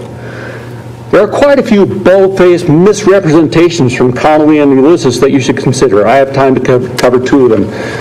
They insist this is not a subsidized project. But when asked about their qualifications, they bragged about the millions of dollars that governments gave them to do these types of projects. When pressed at the last hearing, Ulysses mumbled something about a 4% tax credit. That's a blatant lie. They will receive 9% low-income housing tax credit every year for 10 years. That's 90% of the cost of this development paid for by you and me. That is a subsidy. We taxpayers cannot afford it, and you should not be part of it. Ask them specifically how much their investors will receive from the tax credit. Ulysses told us that tenants will not lose their leases if they grow their income beyond the limits. That's false. At renewal for low-income housing tax credit projects, tenants must still meet income restrictions or they have to move. That, my friends, is a poverty trap. Getting a raise often does not make up for losing a subsidized lease. Ask them how it's a compelling public benefit if a worker can't afford to make money. If tenants don't lose leases, ask them how long it will take before the project is filled with people that no longer need the subsidy. Income-restricted housing is a scam. The developer is not trustworthy and you should not participate in the scam. James Madison said, "I cannot undertake to lay my finger on that article of the Constitution which granted a right to Congress of expending on objects of benevolence the money of their constituents." You all swore an oath to support the Constitution. This is not constitutional. There is no constitutional authority to do this. Thank you. Thank you, Mr. Vanderkoel. Holly Green? Before Ms. Green speaks, this is Chris Pratt from the Attorney's Office. Just for the record, there has been an Exhibit 1 that was handed out to the Commissioners prior to the meeting starting. This was a 10-page exhibit that had a total of 18 emails that were received at the end of the day yesterday through this morning. And then we received a 1-page exhibit from the last speaker. That will be marked as Exhibit number 2. And I've been handed another 1 double-sided page exhibit that will be marked as Exhibit number 3. I assume this will be addressed by our next speaker. Thank you, Mr. Pratt. Ms. Green? Alrighty. I'm Holly Green, last name Green. Now let me introduce who we are. We are the Pinery SUA. We are nurses. We are teachers. We are firefighters. We are veterans. We are retail workers. We are the workforce in Douglas County. All of this talk about bringing in workforce housing, that's what we are. We are the taxpayers and the voters in the Pinery SUA. I've handed you out a handout today with more than 200 residents. More than 200 residents opposing this. Mr. Pasica has received almost 200 emails and notes in opposition from people that live in this area. We didn't have to go bring them in from Denver or other surrounding areas. It's here. We're the ones impacted and affected by this in many, many ways. And if only I was Dr. Doolittle, I could bring in the animals and they would speak to you. The endangered species, the burrowing owl, our Preble meadow jumping mouse, the deer, the fox, the rabbits, the prairie dogs, all of which currently live in this habitat, which will be significantly negatively impacted by the enhancements, in quotes, to the open space. They will be right in the middle of their wildlife corridor. It's a tragedy, an absolute tragedy. The Planning Commission voted unanimously to deny this zoning request. It does not meet the CMP or the objectives and policies in the Pinery SUA. This includes there must be a compelling public benefit. This criterion will not be met. It will not and cannot be met because it is our tax dollars going to repay developers who are funded by investors who they themselves said in the last hearing are there purely for profit. That is what they do. It also includes that the new development must address transportation concerns. It's great that they did a study for the current houses, but they did not include in the study the more than 500 additional homes that you have already approved to be built off of Scott Road, which is a 2-lane road. That puts it over 1,000 homes on a small 2-lane road. Developer also mentioned they're going to pitch in on the stoplight. Sorry, folks, we've already paid for that in Stone Creek Ranch. It's all in order. It's ready to be installed. So that was another untruth. New development must be compatible with the character. We have no issue with townhomes or condominiums. This is, as you said, a high-intensity, insanely high-density project. You'll note on their beautiful little conceptual drawing, those are 60 parking spaces. They will be required by code to have almost 500 parking spaces, 2.5 acres of parking alone on that piece of property. This development does not complement and enhance any of the development pattern in the adjoining neighborhoods, and it certainly does not meet the similar density and scale criteria that is very clearly outlined throughout the CMP. It does not in any way fit. As our elected officials, we expect you will stand behind the CMP and the plan development criteria and the Planning Commission. To do otherwise is to forsake the very people you represent. Thank you. Thank you, Ms. Green.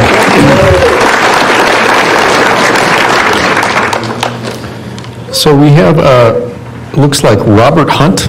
You got it. All right, Mr. Hunt, you're up. I'll wait till that's distributed.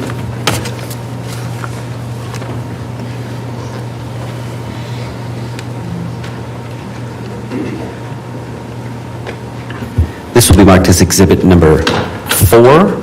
It is a 6-page exhibit with what appear to be pictures of the area, or an area.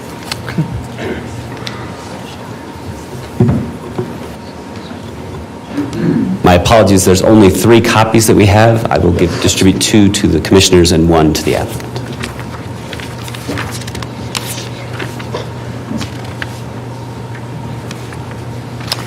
Sir, you can go ahead. You know, I have a copy here, an extra copy. You don't need this back?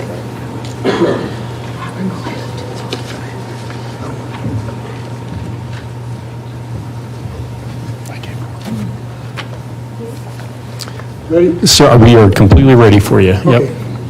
Yeah, my name is Robert Hunt. I live at Stone Creek Ranch. Last name spelled H-U-N-D-T. The packet provided to you contains overhead photos that are important to the Scott Road Plan Development Decision. All pages are overhead views. Page 1 depicts the Ulysses Aurora Village Apartments. Note that it is in an area surrounded by high-density apartments and trailer parks. Page 2 shows the Ulysses Kings Point Apartments in Denver. Also, note that it is surrounded by commercial, light industrial, and high-density apartments. Page 3 shows the Ulysses proposed Broomfield Apartments. This is under consideration right now, and this development is surrounded by commercial, light industrial, and existing high-density apartments, which is pretty much different than what we're seeing here. Pages 4 through 6 are aerial views centered on the Scott Road Plan Development with a radius of 1.5 miles.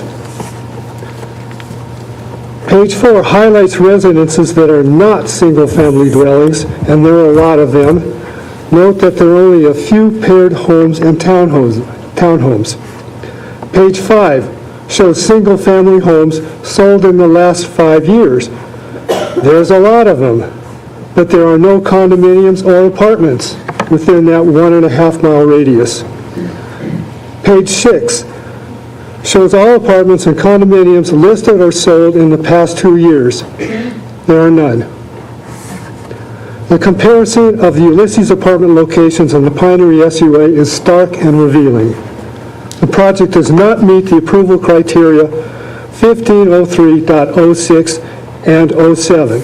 The project does not meet the master plan policies 2-1C.2 and 2-68.2. The project does not meet the separated urban areas policy 2-15A.3, 2-15C.1.4, and .9.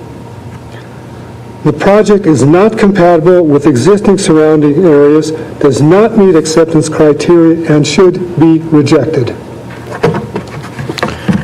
Thank you, Mr. Hunt. That's it. Thank you very much. You bet. So we have Mark Green.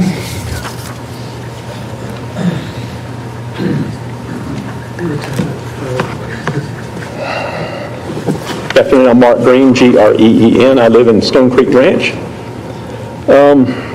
The master plan, as you guys have seen all day, guides your decision criteria for a project like this. The plan stipulates that development must provide a compelling public benefit, such as supporting the fiscal health of the special district.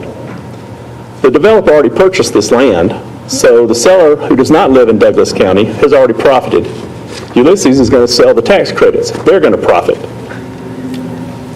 The project would provide no public benefit to Douglas County.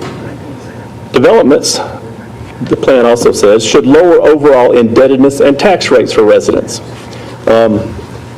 Mr. Conley put up some studies about how low-income housing, or whatever he says, does not affect property values. I looked up the data too, and it does say that, and he was real careful about how he said it. What it also says is, in these studies, is that when built in an area that includes higher value properties, multifamily housing, not workforce housing, just multifamily housing, does lower the property value. That lowers taxes collected in Douglas County. It does not help the indebtedness of the county or lower tax rates. It does the opposite. The plan calls for maintaining the community character. You've already talked about that a lot.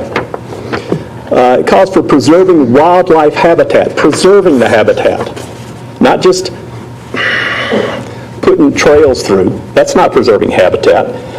Nothing about a rent-controlled apartment building with 3 acres of parking, all of the lights, all of the noise, nothing about that preserves the wildlife habitat. It's going to scare the animals away. It doesn't matter if you have wildlife corridors, if you have noise and lights in a parking lot, the animals aren't going to come there, except the coyotes will come there to eat from the overflowing trash cans. You know what? Excuse me. I'm going to do like Brian did, go off script. In our neighborhood, with a stone's throw from my home in Stone Creek Ranch, I could hit the houses of a young school teacher, a Douglas County deputy sheriff, a firefighter. I'm a retired school teacher. I could hit them with a rock, and I don't have a good arm. To say that we need government-subsidized housing to provide housing for these people is an insult to the hard work that they've done. I didn't start out living in Stone Creek Ranch. I lived in a tiny little house and drove an hour to get to work. It's called growing up. Amen. And now we've done great. We saved our money. We worked hard. Nobody ever gave us a dime. And we've got a beautiful home overlooking the open space. I don't want to look at a multifamily housing project. Thank you. Thank you, Mr. Green. So we'll move to Courtney Fresh. Hi, my name is Courtney Frosch, F-R-A-S-C-H, and I also live in Stone Creek Ranch. First, I just want to mention that it's really interesting to me that most of those folks who came out in support of this project don't actually live in this area. Yes. And they offer low-wage jobs that will, from this location, be at least a 20-minute drive minimum. So I think that's a really important consideration when you're thinking about this. But your commissioners, you are obligated to uphold the land use policies and also have an obligation to us taxpayers, especially those of us who live in the Pinery SUA. You're aware that your planning commissioners, the ones that you chose and appointed, studied the 450-page document related to this application and spent well over 8 hours listening to expert testimony. And with the facts in hand and with careful consideration, your commissioners voted unanimously 8-0 to deny this project because it did not meet several of the land use policy approval approval criteria, specifically 1503.01, 05, 06, and 07. So we strongly urge you to consider the recommendation from your planning commissioners, as anything else undermines their effort and their expertise.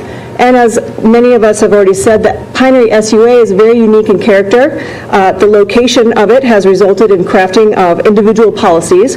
And as Mark had just mentioned, the policy explicitly states that expansion isn't supported unless there's a public compelling benefit.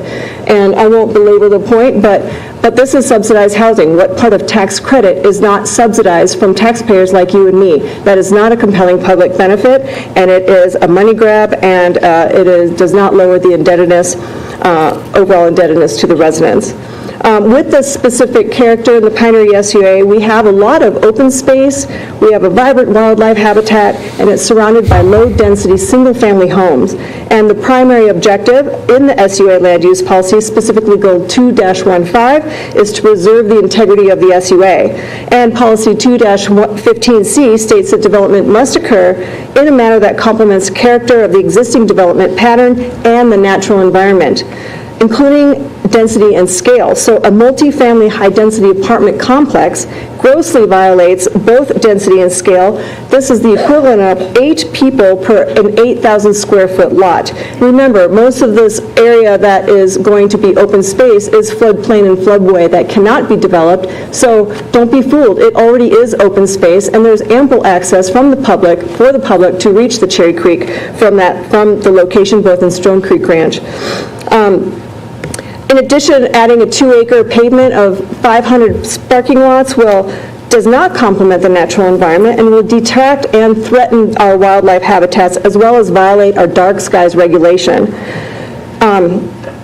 So if I haven't been clear, I clearly oppose this project, and these are the facts. Your planning commissioners got it right. I hope that you will heed their recommendation. Thank you.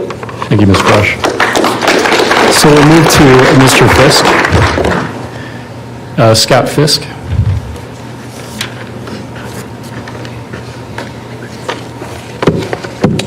Good afternoon, Commissioners. My name is Scott Fisk, and I am going to be a resident of Allison Ranch, hopefully in a few months. My wife and I relocated to Colorado from Florida less than a year ago, and we chose the Pinery, and we chose this area intentionally to live in. And by the way, I am an educator, so I understand what it means when they talk about education and the problem in the workforce. And there is a workforce problem in education. It's not unique to Colorado. It's unique to the United States right now, as in everything else. So I think, I'm not going to take your advice, Commissioner, and not repeat a lot of things that I've heard others say, because I agree with everything that everyone who's come before me wearing red has said to you today, and I couldn't echo it more. But I do want to point out some things. I think, when I listened to Mr. Conley's presentation, and I listened to the way he characterized some things to you, I think it's important to note, some of those issues. You saw a lot of quotes about people supporting workforce housing. Not one of those quotes specifically addressed this project. Not one of those quotes said that workforce housing belongs here. Workforce housing doesn't belong here because it's not consistent with the community. It's not consistent with the area. It's not consistent with the land use that's currently in the area. So yes, I agree, there needs to be workforce housing. Not here, because it's not compatible with your standards that either this commission or a prior commission established sooner, or earlier rather, excuse me. So if you're charged with upholding those, not doing what we think is right for the world at large. You're charged with upholding the standards of Douglas County and the standards that are put forth in Douglas County, and not being swayed by emotion in any other way. There's a saying that there's lies, damn lies, and statistics. I saw a whole lot of statistics up there in the presentation, and I'll just pick one of them out for you and draw your attention to that. 40% less traffic in multifamily housing as opposed to single-family housing. That's probably accurate. You know why? Because in multifamily housing, there's a reliance on public transportation. How much public transportation is crossing the intersection of Parker Road and Scott Avenue? And where's it going? I would ask you that question. How are these residents who don't have cars but need 500 parking spaces going to get where they're going? If we are to believe that statistic to be true, this has failed from the beginning. But what it really is, it's not about workforce housing for this group, it's about money. And it's about them getting money and bringing the money into their business, not to Douglas County, It's going to cost Douglas County money, this project. It's not going to make Douglas County money. It's going to cost Douglas County money. So they're going to line their pockets, and they're going to take their private investors and private equity, and they're going to make them the money they promised to make them, because they've done it before. This is their model. But but what we have to do is we have to say, this might be your model, but this model doesn't fit in Douglas County because it doesn't align with our land use agreements, it doesn't align with our regulations, and doesn't align with our policy. Lastly, I'll say that Mr. Connolly said there was a misunderstanding at the commission meeting where the commissioners voted 8-0 to disapprove this. That's not a misunderstanding, Mr. Connolly. That's a mandate.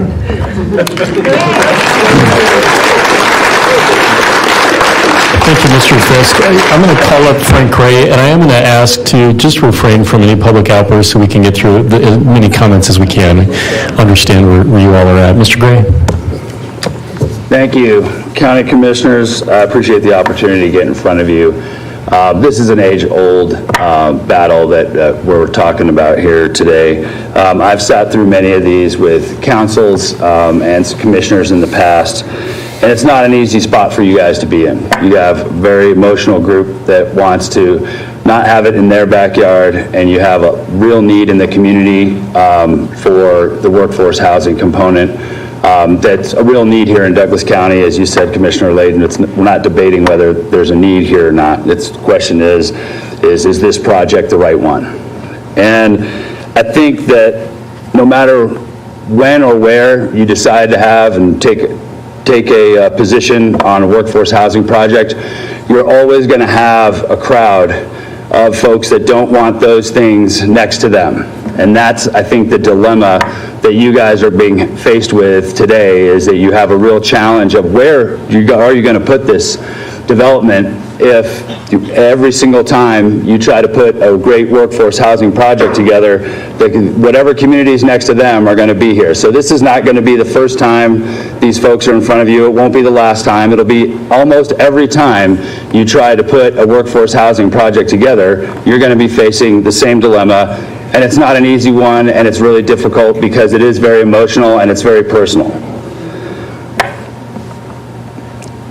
I will also say that a lot of the apprehension, in my experience across a long period of time, comes from a lot of the unknowns of what this project might bring. Is it going to lower my property values? Is crime going to come to my neighborhood? You know, and I think those things have been proven out over a long period of time that the answer is no. Those things are not going to happen. But the fear of them happening is very real. And so when you don't know what's going to happen, you tend to say, well, this is what I think is going to happen. And so I would ask that you look at the facts of the case and look at the facts of what things have been presented on both sides. It's going to be a difficult decision. There's no easy decision here. But I will say that we have worked in Castle Rock, and Castle Rock EDC have worked with the Ulysses Group, and we have a project going in Castle Rock currently. They have been exemplary. They have been nothing but great partners to us and the town, and we have really enjoyed working with them to help us meet some of our community needs here in Castle Rock. So we can give them a gold star, recommendation as to who they are, what they are, and the work that they're doing. Finally, I will just say that I believe that this project meets the plan of expectation, benefits Douglas County employers, and urge you to support. Thank you, Mr. Gray. So with that, if we could have up to the lineup here, Greg Bond, Brian Flanagan, Sonia Iyer, Charles, looks like Wyland, Yiki O'Donnell, Mary Ellis, Kathy Paulsgraf, Spencer Zachary, Artie Lay, Chad Pasdrick, Robert Little, and Alicia Little. If you do have exhibits, you're welcome to share those with the attorney before you speak so that you can come up and share your testimony with us right away. So with that, Mr. Bond? Excellent. I'll let you guys get this.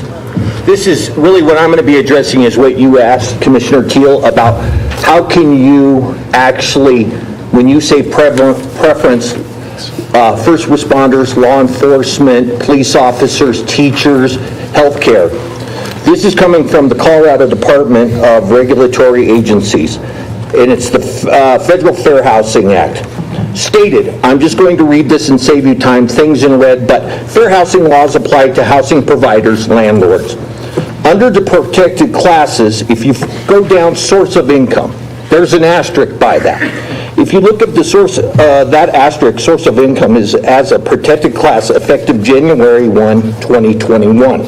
CHB 20-332. That is the next page.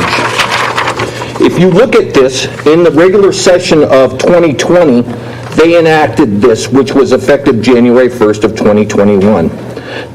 And I will read this. The Act adds discrimination based on source of income as a type of unfair housing practices. Source of income is defined to include any source of money paid directly, indirectly, or on behalf of a person, including income from any lawful possession or from any government or private assistance grant or program.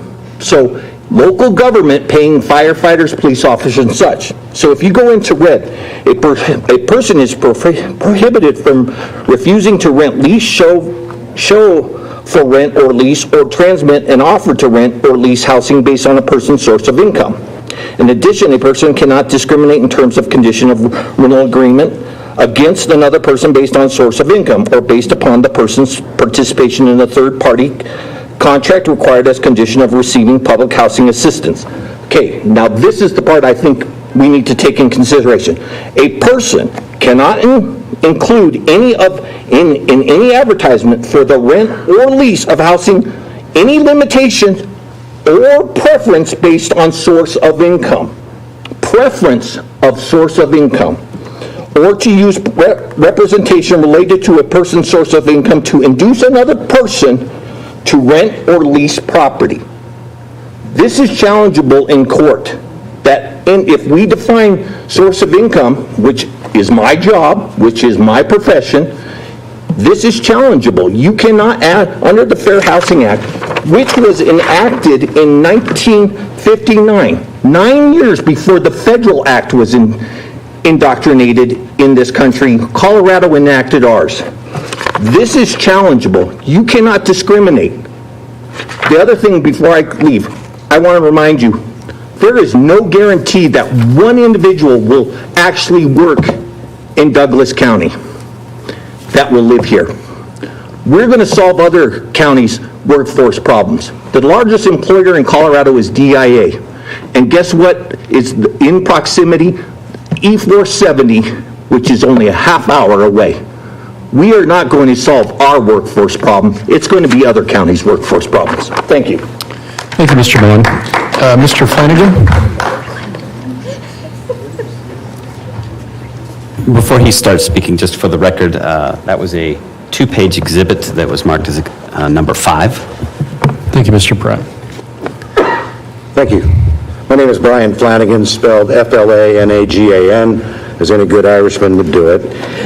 I've lived in the South Pinery for over 26 years, and I'm obviously strongly opposed to this proposal. To the board members and commission that are evaluating this proposal, I respectfully have one thing to say. It's not in your neighborhood. The developer and the attorneys who I've just listened to today proposing this structure that clearly violates many of the building codes, county master plan, you've all heard it. Those people live over 70 miles away from this. So I guess the impact is not in your neighborhood. The many negative impacts that have been noted, I won't repeat them all, but there was traffic, there was water conservation concerns. I have been in the Pinery 26 years. The last 5-6 years, we've had water restriction every summer. I can't believe another 500 to 1,000 people is not going to exacerbate that issue. There's also thousands of homes in that area between all the HOAs that you've heard. There's 9 HOAs that are going to suffer from the property value declines that this guy denies. But I forgot, these significant impacts are not in your neighborhood.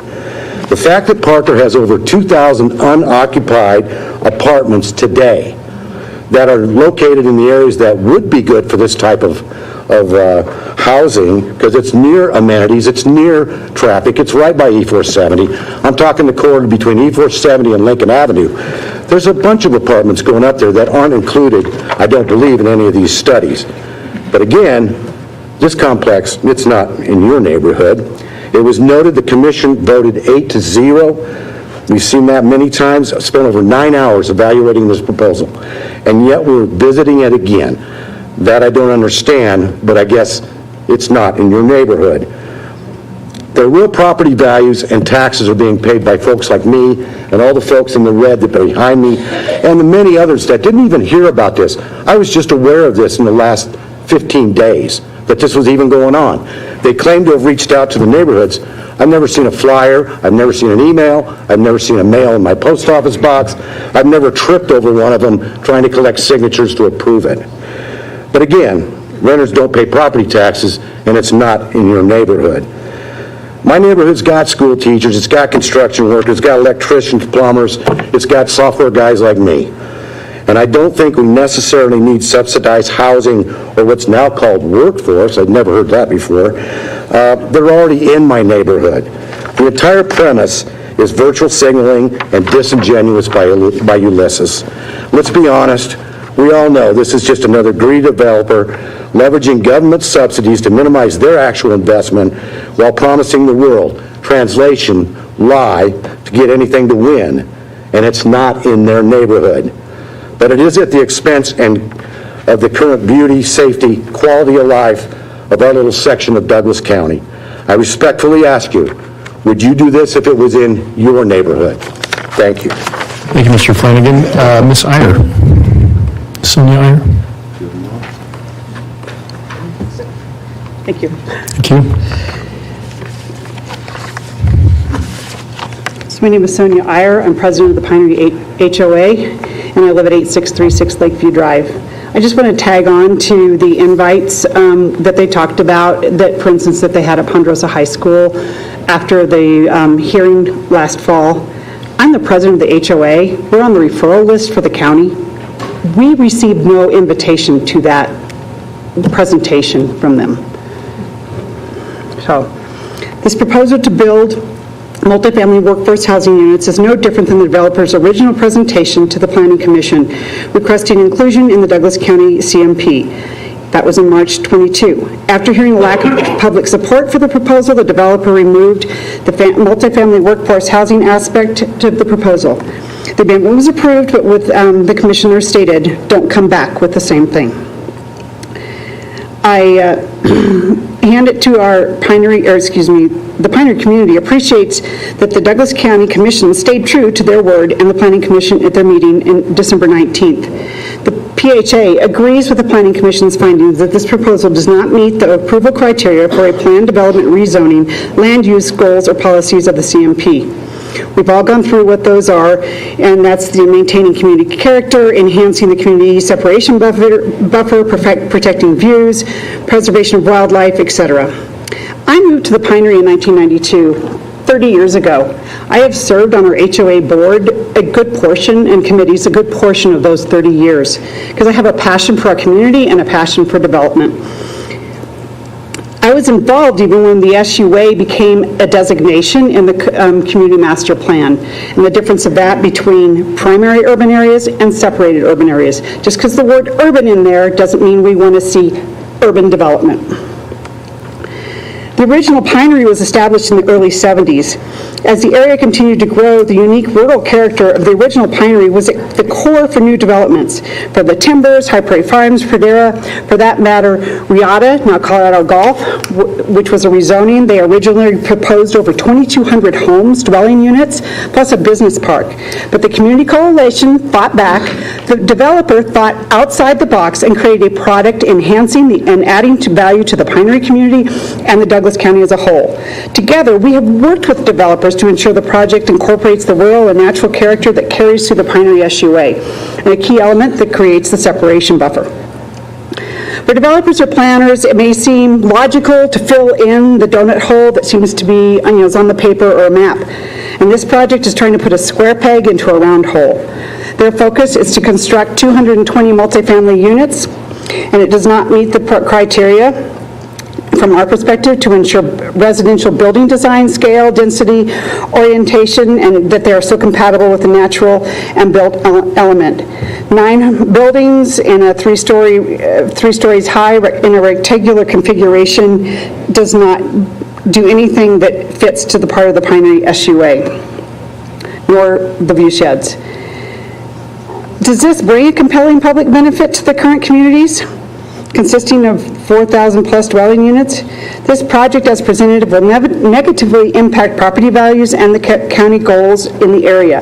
This location, even with the addition of sidewalks, will not provide for readily accessible nor viable transportation for the residents in lieu of an automobile.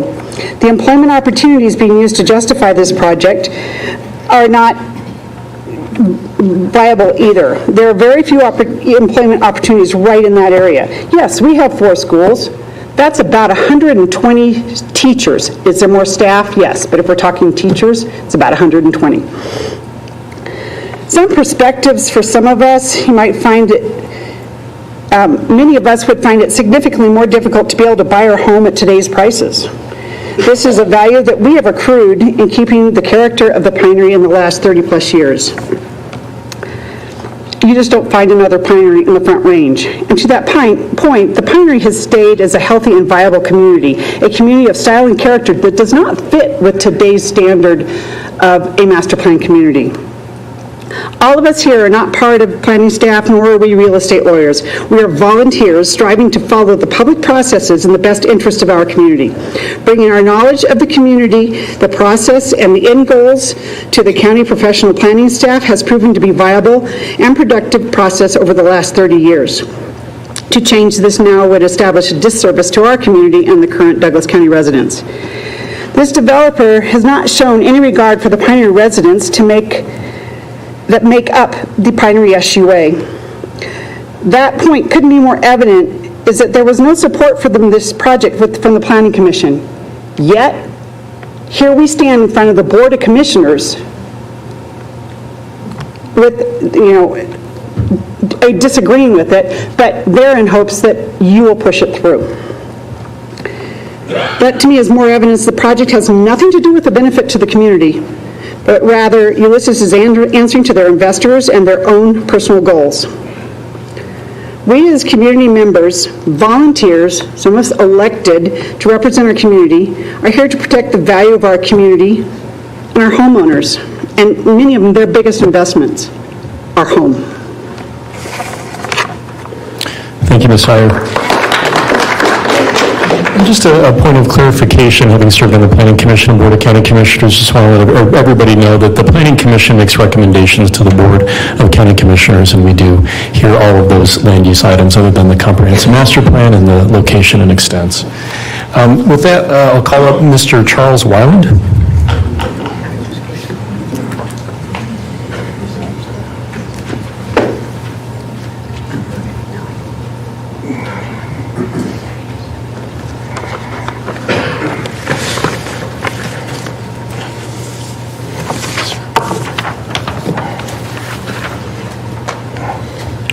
Good afternoon, I'm Charles Weiland, spelled W-I-L-A-N-D, and I'm a part of the Stone Creek Ranch community. On May 18th, I saw Ulysses' proposal at Ponderosa High School. There was about 20 people. This is where I took the picture in the upper part of the drawing you just received. The bottom part of the plan shows the same property line. I downloaded this information from the Douglas County Assessor's website. This is a scale drawing, and I imported it into AutoCAD 2021, a drafting program. According to the County Assessor's website, the property is 35.08 acres. My calculations say it's 35.13, so my drawing is approximate to scale. UDS says the development will make up 12 acres and the open space is 23. The area closest to Highway 83 is the setback they discussed, and this will contain nothing. According to my calculations, the apartments actually make up 7.5 acres. Very little parking is shown in this area, and according to my calculations, would only fit about 120 parking spots. An apartment complex of this size would need at least 500s. This means a few things. There would need to be a parking lot built somewhere for the additional 380 parking spots per Douglas County Code. According to my calculations, that lot would require approximately 664 dark skies compliant fixtures, and 24/7 lighting is also required by code to be on all apartment buildings. This is not compatible with the Pinery SUA, which limits lighting to maintain dark skies. The CMP states it must be developed in a manner that complements and enhances the existing development pattern of adjoining neighborhoods, including density, scale, and landscape. And it also states, considering the potential environmental and visual impacts and compatibility of existing, adjoining, or planned uses. The lighting needed for 500 parking spaces will be visible from all new build and existing single-family homes in the area, along the surrounding trails and open spaces as well. As of today, all of the housing in the Pinery SUA are single-family homes that abide by the Dark Skies Initiative. And this proposed development would have a dramatic effect on the community and does not meet 1503.06, that it is not compatible with the surrounding land uses. Thank you, Mr. Weiland. Appreciate it. So we'll have Yiki O'Donnell. While we wait for that speaker, we were handed a two-page oversized page exhibit that will be marked number 6 for the record. Thank you, Mr. Pratt. Ms. O'Donnell? Good afternoon. My name is Vicki O'Donnell, O''Donnell. I'm the treasurer and secretary of the Pinery West Homeowners Association. We're a community of 86 family homes, of whom include teachers, school employees, And I will veterans, pause you retail if you workers. are representing a homeowners association. I You have am. a full 6 minutes, so if we can adjust the time, please. Okay. Oh, sorry. I was going to add it at the end. Okay. All right. We're a community of 86 single-family homeowners, of whom include teachers, school employees, veterans, retail workers, retired and semi-retired homeowners. I'm privileged and honored to speak with you today. Ladies and gentlemen, and our elected county commissioners of Douglas County, while there is a need for affordable homes in all of Colorado, I would like to speak to 3 areas of the master plan policies for this separated urban area and why it is not a conducive fit for this location. Many of my predecessors tonight, this afternoon, have already spoken on many of my points, so this will be much shorter than I had participated. Item 2-6A1 states that residential development be located away from areas that exceed an outside noise level of 65 decibels. Within these current communities surrounding this proposed development, the noise level already exceeds this guideline. Some of the residents and homes within our community cannot simply sit outside without the constant drone of the traffic on Parker Road interrupting their peace and enjoyment and pleasure. Large construction trucks servicing these developments utilize the extremely loud air brakes, which adds to the commotion. With all of the potential added vehicles for this high-density project, this will continue to degrade and intrude on our peace and enjoyment. Item 2-6B.2 states that new developments are to blend with the existing character of adjoining developments. All of the surrounding developments consist of single-family homes. Further to the south and west are some developments with paired homes, the only type of multi-family dwellings that are individually owned, not rental units. While this development is claiming to build affordable apartment housing, targeting those with incomes of 60% of the average median income, this high-density multi-story, multi-family development is not conducive to this particular location. All of the surrounding home developments are owned, not rental apartments. The setbacks discussed by Brian earlier are mostly locations in Castle Rock and Lone Tree, not within Parker. Item 2-15A.3 states that expansion of SUAs must have a compelling public benefit that outweighs potential impacts. The public benefit that is being proposed for the development is the same as offered by other developers of cash to the county per dwelling, ranging between $500 to $1,000.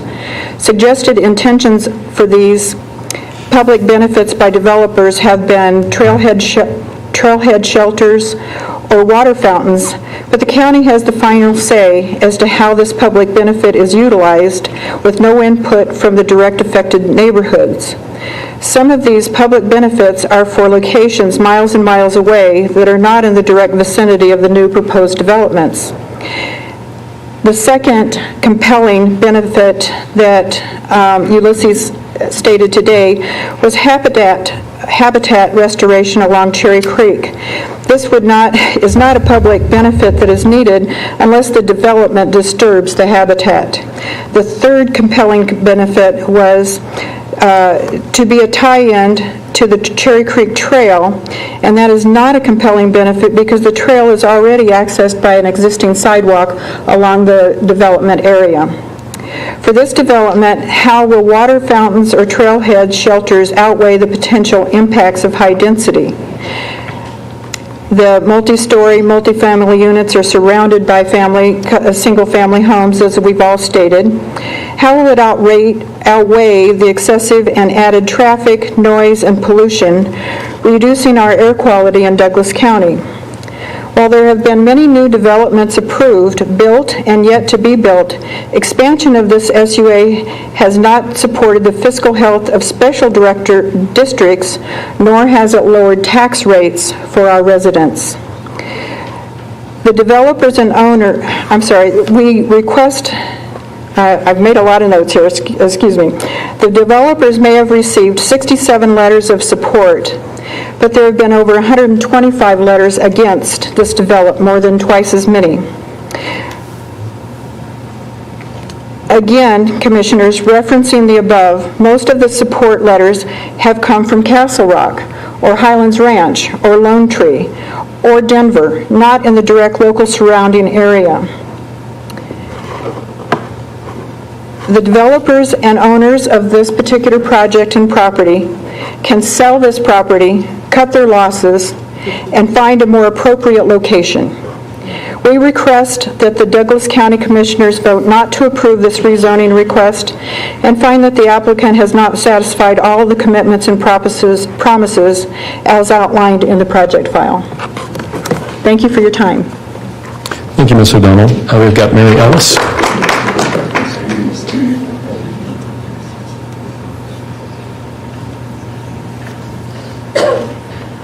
Hi, my name is Mary Ellis, E-L-L-I-S. I live in the Pinery West, and I oppose, and I agree with everything that all the people from the Pinery SUA said against this. I oppose, and I'd like to add a couple things talking about traffic, noise, air pollution. You know, Denver has the worst air quality last year. They had worst in the world. And then, you know, it's like Denver is eating us. Denver is just growing and growing, and now they're spreading all through Parker. You know, I go outside, I can smell exhaust, I can taste it. When I bought an air filter for my house, that helps. I also bought fountains to go outside to help negate the noise. Several months ago, I'm not even sure if it was last year, we came here, the Pinery West people came here in opposition to ABC building an apartment building right next to us, and you guys voted them down. Thank you. I hope that you vote this one down too. Thank you. Thank you, ma'am. So we've got Kathy Palsgraf.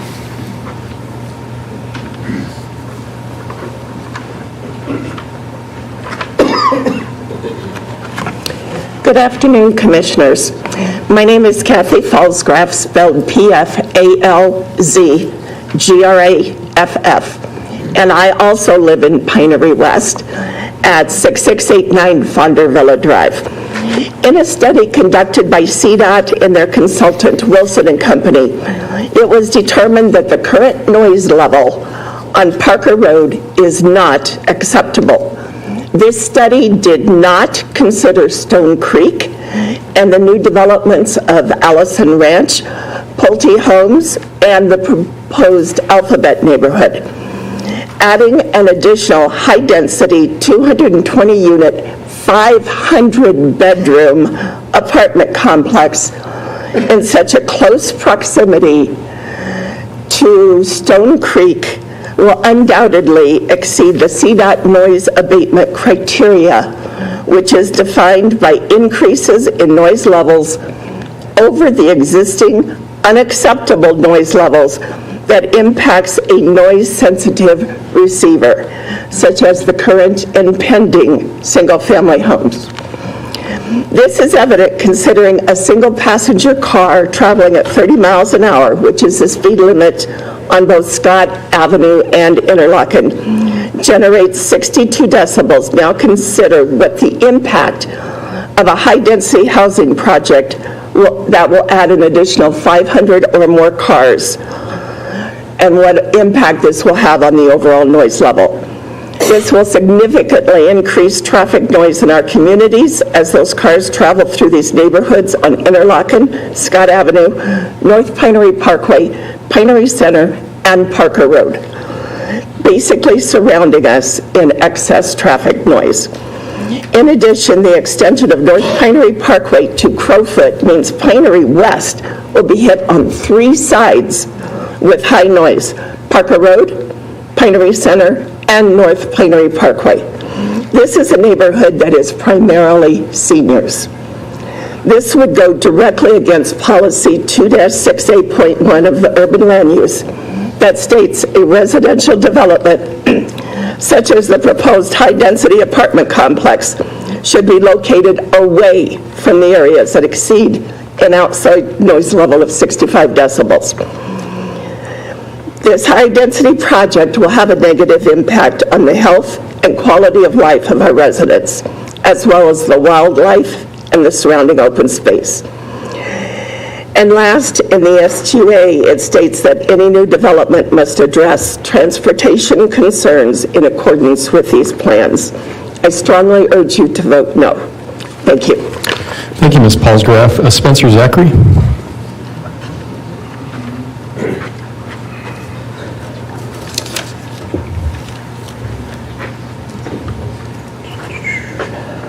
Good afternoon. My name is Spencer Zachary, spelled Z-A-K-R-Y. The handouts are realistic views of the proposed project area, not from up above, not zoomed in, a realistic view. It was mentioned that 2,000 apartments already exist in the area. Nobody mentioned that those apartments are competitively priced with this project. Potentially, not potentially, some are even below what they're going to charge for a 1-bedroom, 2-bedroom, 3-bedroom, 4-bedroom. So there is no benefit with that. This project will put an additional burden on taxpayers. Ulysses will recoup 90% of their development cost over 10 years by federal tax dollars. We are the federal tax dollars. Everybody in this room pays federal tax. So that is a government subsidized project as far as I can tell. This is completely against the SUA master plan for public benefit. There is no compelling public benefit. Policy 2-15A-3, the Pinery SUA is a unique area with a certain character, and none of the aspects of this project fit that character. Approval standard 1503.07, zoning criteria are not met. This is a community of exclusively single-family homes. The project is not appropriate for the property.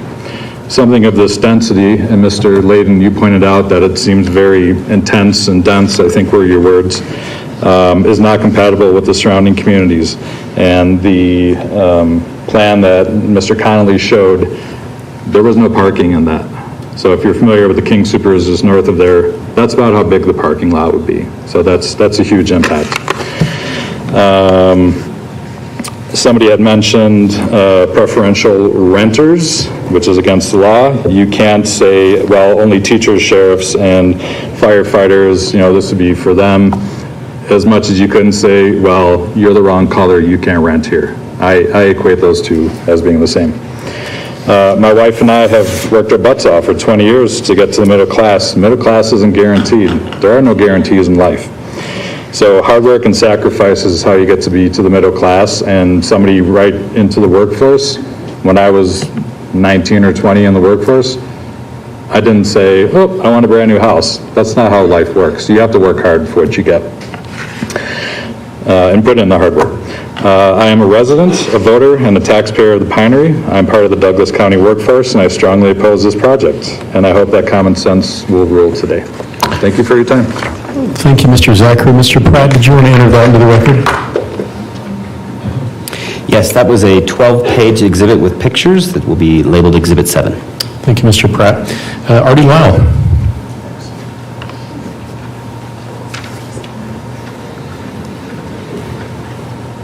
Good afternoon, Commissioners. I'm Artie Lale, the Deputy Director of the Douglas County Housing Partnership, the county's housing authority, and a longtime Douglas County resident. We obviously are in support of this project, given that it is about workforce housing, affordable and attainable housing, but not just because of that. I'm going to give you 4 great reasons why we support this particular project. For the last 10 years, we have looked along the South Parker corridor for a development site. In fact, we've looked at this site on multiple occasions, working with other partners or ourselves. Economically, it never worked. Fiscally, we couldn't make the deal work. Ulysses was able to make the deal work. They were able to get the land at the right price at the right time. Additionally, even though there is a lot of public outcry tonight, it was even worse 10 years ago because there was literally no other homes around this site at that time. It was all agricultural. Literally, the entire fabric of that area has changed. Residential is now the dominant land use in an area that was dominated by agriculture. So this is the last agricultural parcel in the SUA. It only makes sense that it should be rezoned into a residential parcel. That makes it number 2. 3, what Ulysses is bringing to the table. We are actually partnering with them on the project that Frank Gray mentioned in Castle Rock, and they are an outstanding partner. They actually are a very principled developer, and the members of Ulysses have been doing affordable housing and for-profit development for almost 20 years, each of them. So they are very well in tune with what we need to do to complete a project here and make it a successful, wholesome project.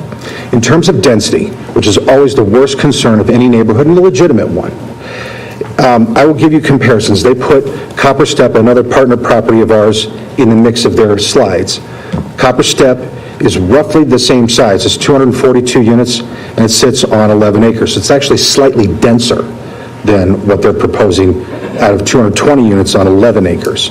Apex Meridian, which is our flagship property in partnership with Shea Properties, the total between the 3 projects is 540 units over 26 acres, 20 units to the acre. Parking would look very similar. So yes, it's higher density than single family, but still medium density, really. Oakwood Senior Community that we just finished is 53 units on 1 acre. That's high density. This would be more medium density. And I think with the buffers they're providing, it would fit the fabric. But now is the time. And if not this project, I don't know what we'll be able to do in the South Parker corridor. There are literally no lots zoned right. So if it's not this one, somebody's going to be back here asking for a rezone somewhere else. I think this is a great one to start with. We support it, and we implore you to do the same. Thank you, Mr. Leo. So we've got Chaz Pazdernick. Welcome. And it looks like what I'll do is if the remainder of those who have signed up can line up, we've got Robert Little, Alicia Little, Philo Seiss, Freddie Alice, Tamara Qureshi, Richard Chandler, and then Douglas Kurth, and you can line up right behind Mr. Pazdernick at the podium. Yes, sir. Thank you. My name is Chad Pazdernick, P-A-Z-D-E-R-N-I-K, and I do want to start by recognizing everyone here in red in opposition to this project. I'm a current resident of Parker for the last 8 years, and I am under contract in the Allison Ranch community. That's just adjacent to Stone Creek Ranch, and I have been under contract for the last 13 months. I'm here representing dozens of members of the Allison Ranch community that have organized, and we are strongly opposed to this development. By the way, we have not moved in. We haven't begun to move in. We're fighting this fight when we are not yet residents, but will be soon. We will be affected by this property.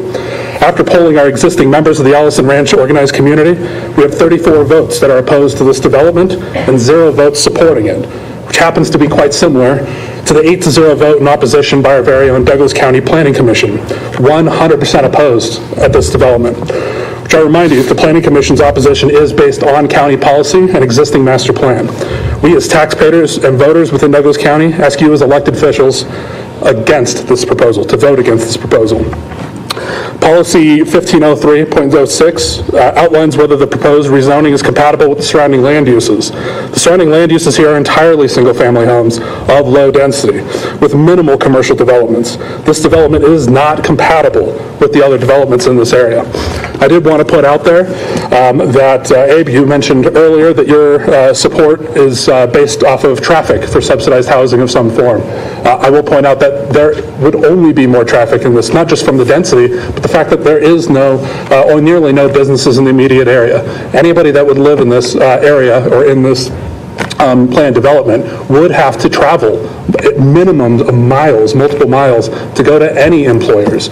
So the entire premise that this is somehow going to reduce traffic in the area is just flat out wrong. The Allison Ranch community that will be moving in over the coming months has nurses such as my wife, educators, business owners, and voting tax-paying members. We've all invested significantly into this part of the Douglas County community, understanding the existing master plan policies that are meant to enforce the retention of the character of this area and surrounding areas. Any vote other than in opposition to this development will be in direct contradiction to those policies and against the will of the tax-paying and voting populations that are directly affected, such as us in red. Voting in support of this development is a violation of trust and representation to the very community members you guys have all been elected to represent. We, the tax-paying community that contributes to voting in community elections that will be directly affected by this, vote no. Thank you for your time. Thank you, Mr. President. We've got Robert Little.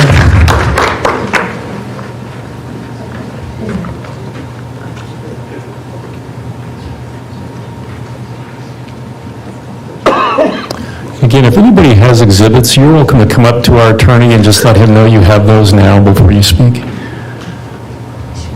Yes, sir.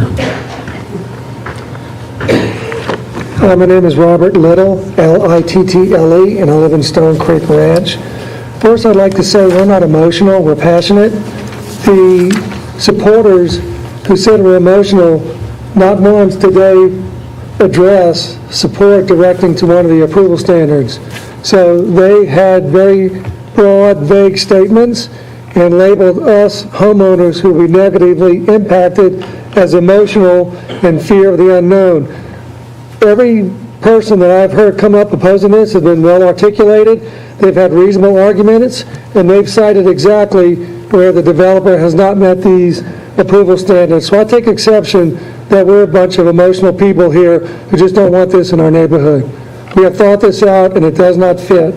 So along those lines, it is incompatible with 150301, 150306, and the Master Comprehensive Plan Policy 21C2, 26B2, and that it does not fit the character and not compatible with the original pinery.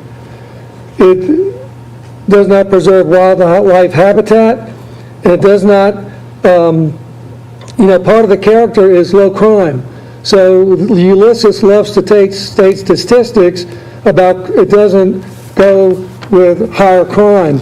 But the handout that I gave you shows how higher density, high intensity dwellings do breed crime, and there are higher crime statistics. But also, if you go to apartmentratings.com, I don't have statistics. I have actual reviews of their tenants. Most of them are negative, and I've included in my email that I submitted to Mr. Pasecki that actually shows all the reviews as attachments to my email and what they say. Here I'll just paraphrase for the sake of time, but here's verbatim what they've said. Police on site every other evening. Sheriff Department constantly dealing with fighting, arguments, and even worse things. Vandalism, visits from probation officers, domestic violence, armed robberies at gunpoints, drug use, drug dealing, unsavory characters walking around. Those are the actual reviews. You can go to apartmentratings.com, look at their properties that are on their website, and I attach to my exhibits the actual reviews so you can read them verbatim. Additionally, there are numerous reviews mentioning problems with trash, garbage, continuously and constantly overflowing the supplied receptacles, and problems with bug and rodent infestations. So these will not preserve the character of the original pinery, as established in the Master Comprehensive Plan. So that's what our concern is. It's not a motion.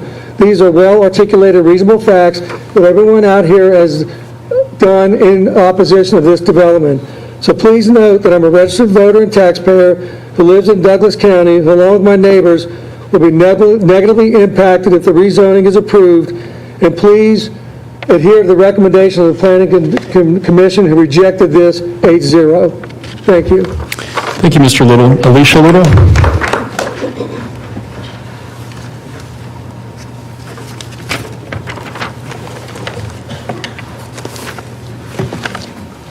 I have some handouts that I gave to Mr. Prosecco earlier. Great.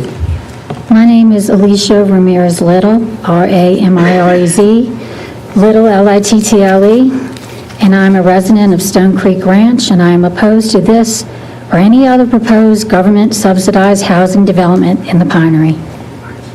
Ulysses Development Group's current apartments are described by a verified resident on 1121 as grounds full of dog waste, parking lot full of trash, and police there every other night. An excerpt from another verified resident on 1021 says, the Sheriff's Department is constantly here dealing with fighting, arguments, and even worse things. Later on, this resident mentions, we are a gated community, but the gates and keypad have been broken for 2 years. These reviews are appalling, and they appear to be routine throughout all of their properties instead of rare. Ulysses and their backers are not benevolent humanitarians, but modern-day slumlords. You have abysmally failed the people you say you are passionate about lifting up. According to the Douglas County Master Plan, this is not compatible with the character of the original Pinery and doesn't enhance or complement the existing neighborhood. Please keep in mind the proposed development is 45 feet high and will have 500-plus bedrooms and 500-plus parking spaces with 2+ acres of paved park and all the necessary lighting needed to accommodate these structures.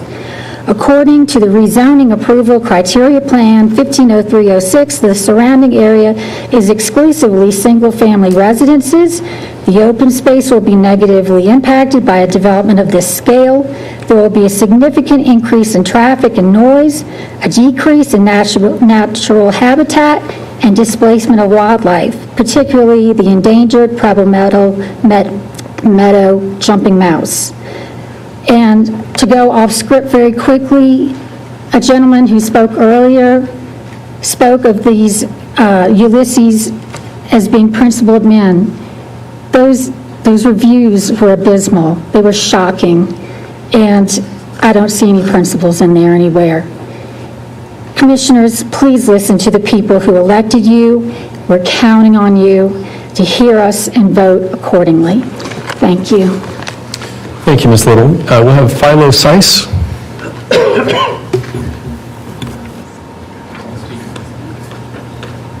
While the speaker comes up, just for the record, 2 more exhibits have been entered. A 1-page exhibit with a crime title at the beginning, that was Exhibit 8, and Exhibit 9, 2 pages with pictures. Thank you, Mr. Pratt. My name is Philo Cease, as in cease and desist, please. I live in Stone Creek Ranch, but I am actually from your future, California. This process has been extremely demoralizing.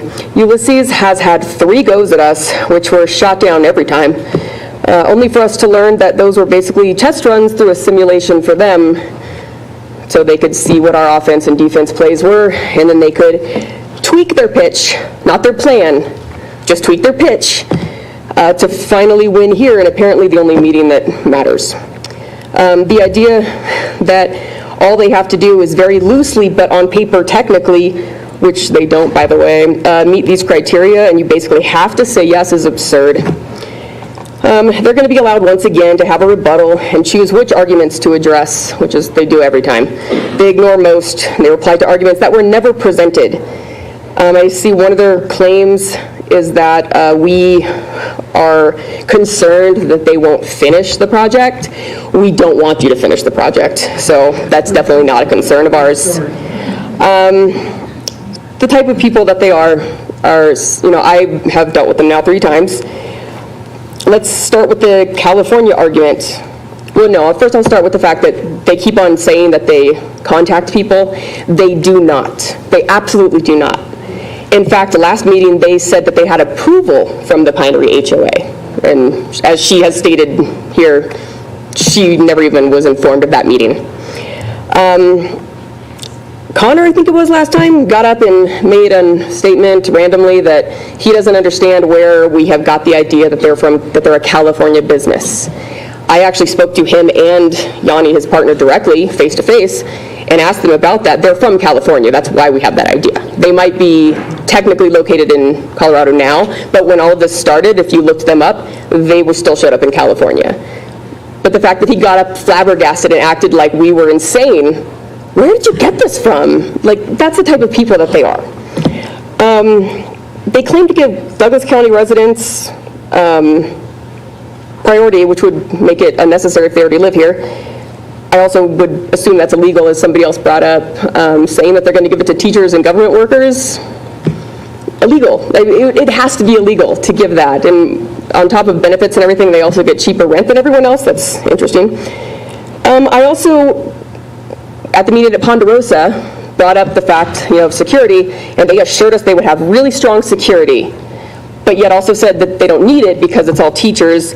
I also want to point out that Yanni himself said to me when I brought up that people will show up on the lease, that people will just be there and not be on the lease, he said to my face, they were there, that they do fake maintenance calls to spy on residents, to check to see that people are on the lease. Also illegal, I'm sure, and false. I'm sure that they would never do anything like that, but again, just shows the type of people that they are, unscrupulous. They'll say whatever to get their way. It does not fit, it doesn't belong. Please do the right thing and say no. Thank you, Ms. Cease. Freddie Ellis.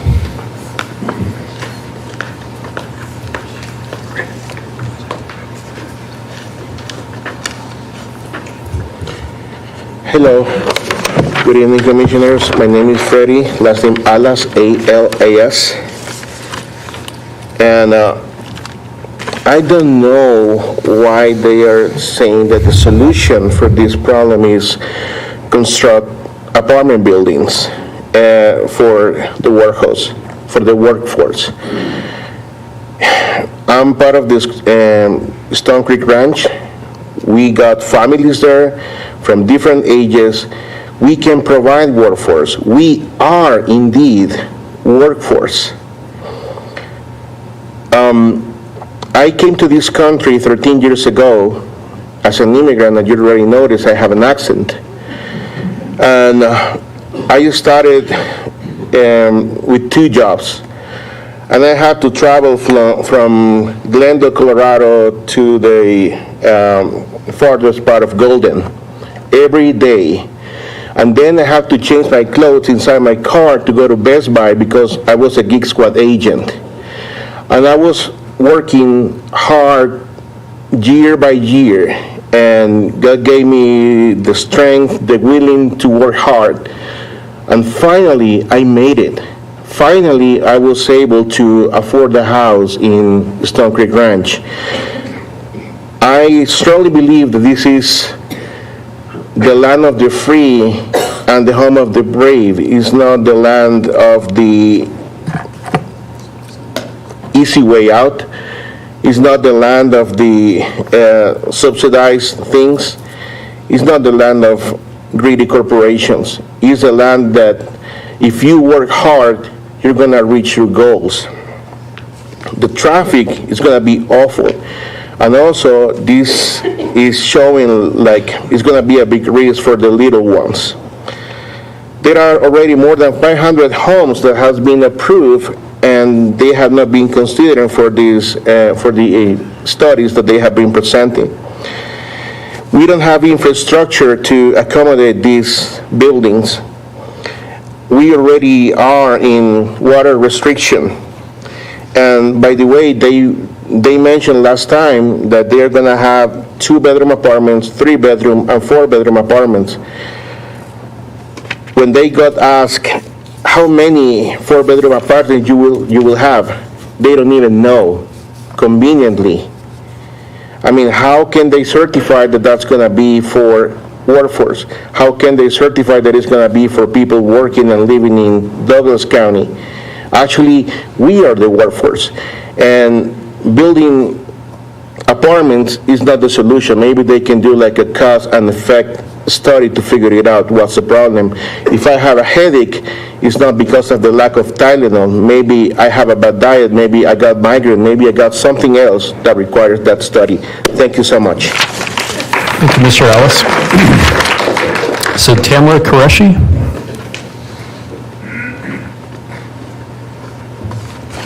Good afternoon, I'm Tamara Qureshi, last name Qureshi. I'm a member of the Stone Creek Ranch, and I'm also a member of the Pinery SUA. As you can see, people out here all in red, we are all here, we all oppose the Ulysses development. Ironically enough, this particular project has actually brought all of our neighborhoods closer together because we are united in opposing this development. And we are also invested in ensuring that our community thrives. The Ulysses Development Group is not invested in making this community thrive. When choosing this project, they did not seek out support or utilize input from the Pinery SUA. They do not care if the project fits in our community. Ulysses wants to fit a square peg into a round hole because they want to make a profit. At the last Planning Commissioning meeting, when posed simple questions about how they will implement their project, they came back to the simple premise. This is a landlord-tenant relationship. Who is Ulysses Development? They are a brand spanking new company formed in 2021 with 14 employees. They have gobbled up run-down affordable housing complexes in Florida and Colorado. They are now making their first attempts at ground-up affordable housing. In one of their first attempts in Nevada, Ulysses did not want to pay water and wastewater fees up front of over $800,000 because they only wanted to pay it after low-income housing monies were released to them at the commencement of construction. And I have included the minutes from that particular meeting from Sun Valley. They start on page 4. I only put in a subsection of it. Instead, they asked an exception from the commission for putting up a utility bond. This was not years ago, this was April 2022.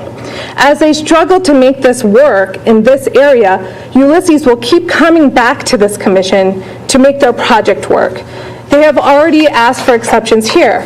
They want 40 feet high buildings instead of 35 feet high buildings. They want high density where only low density housing exists. Their exceptions are not fair to the community that already exists and to the future residents they purport to support. Ulysses has no history of being able to actually make this type of project work successfully.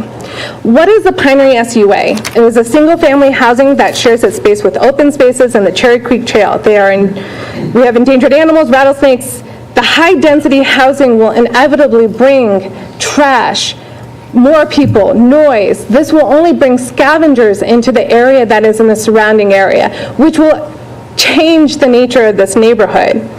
As Commissioner Layden has stated, of all the countywide issues that the voters care about most, outdoor spaces and recreation rises to the top every time. Additionally, not your quote, the election results show that Douglas County citizens and municipalities understand the value of investing in and protecting our parks, trails, open spaces, and historic preservation. Adding high-density housing in a predominantly rural area will substantially change the nature of the neighborhood and lack balance with the outdoors. And once this changes, it opens the door to more multifamily development housing, and it will change the very nature of the places we chose to live. Thank you, Ms. Qureshi. We've got Richard Chandler.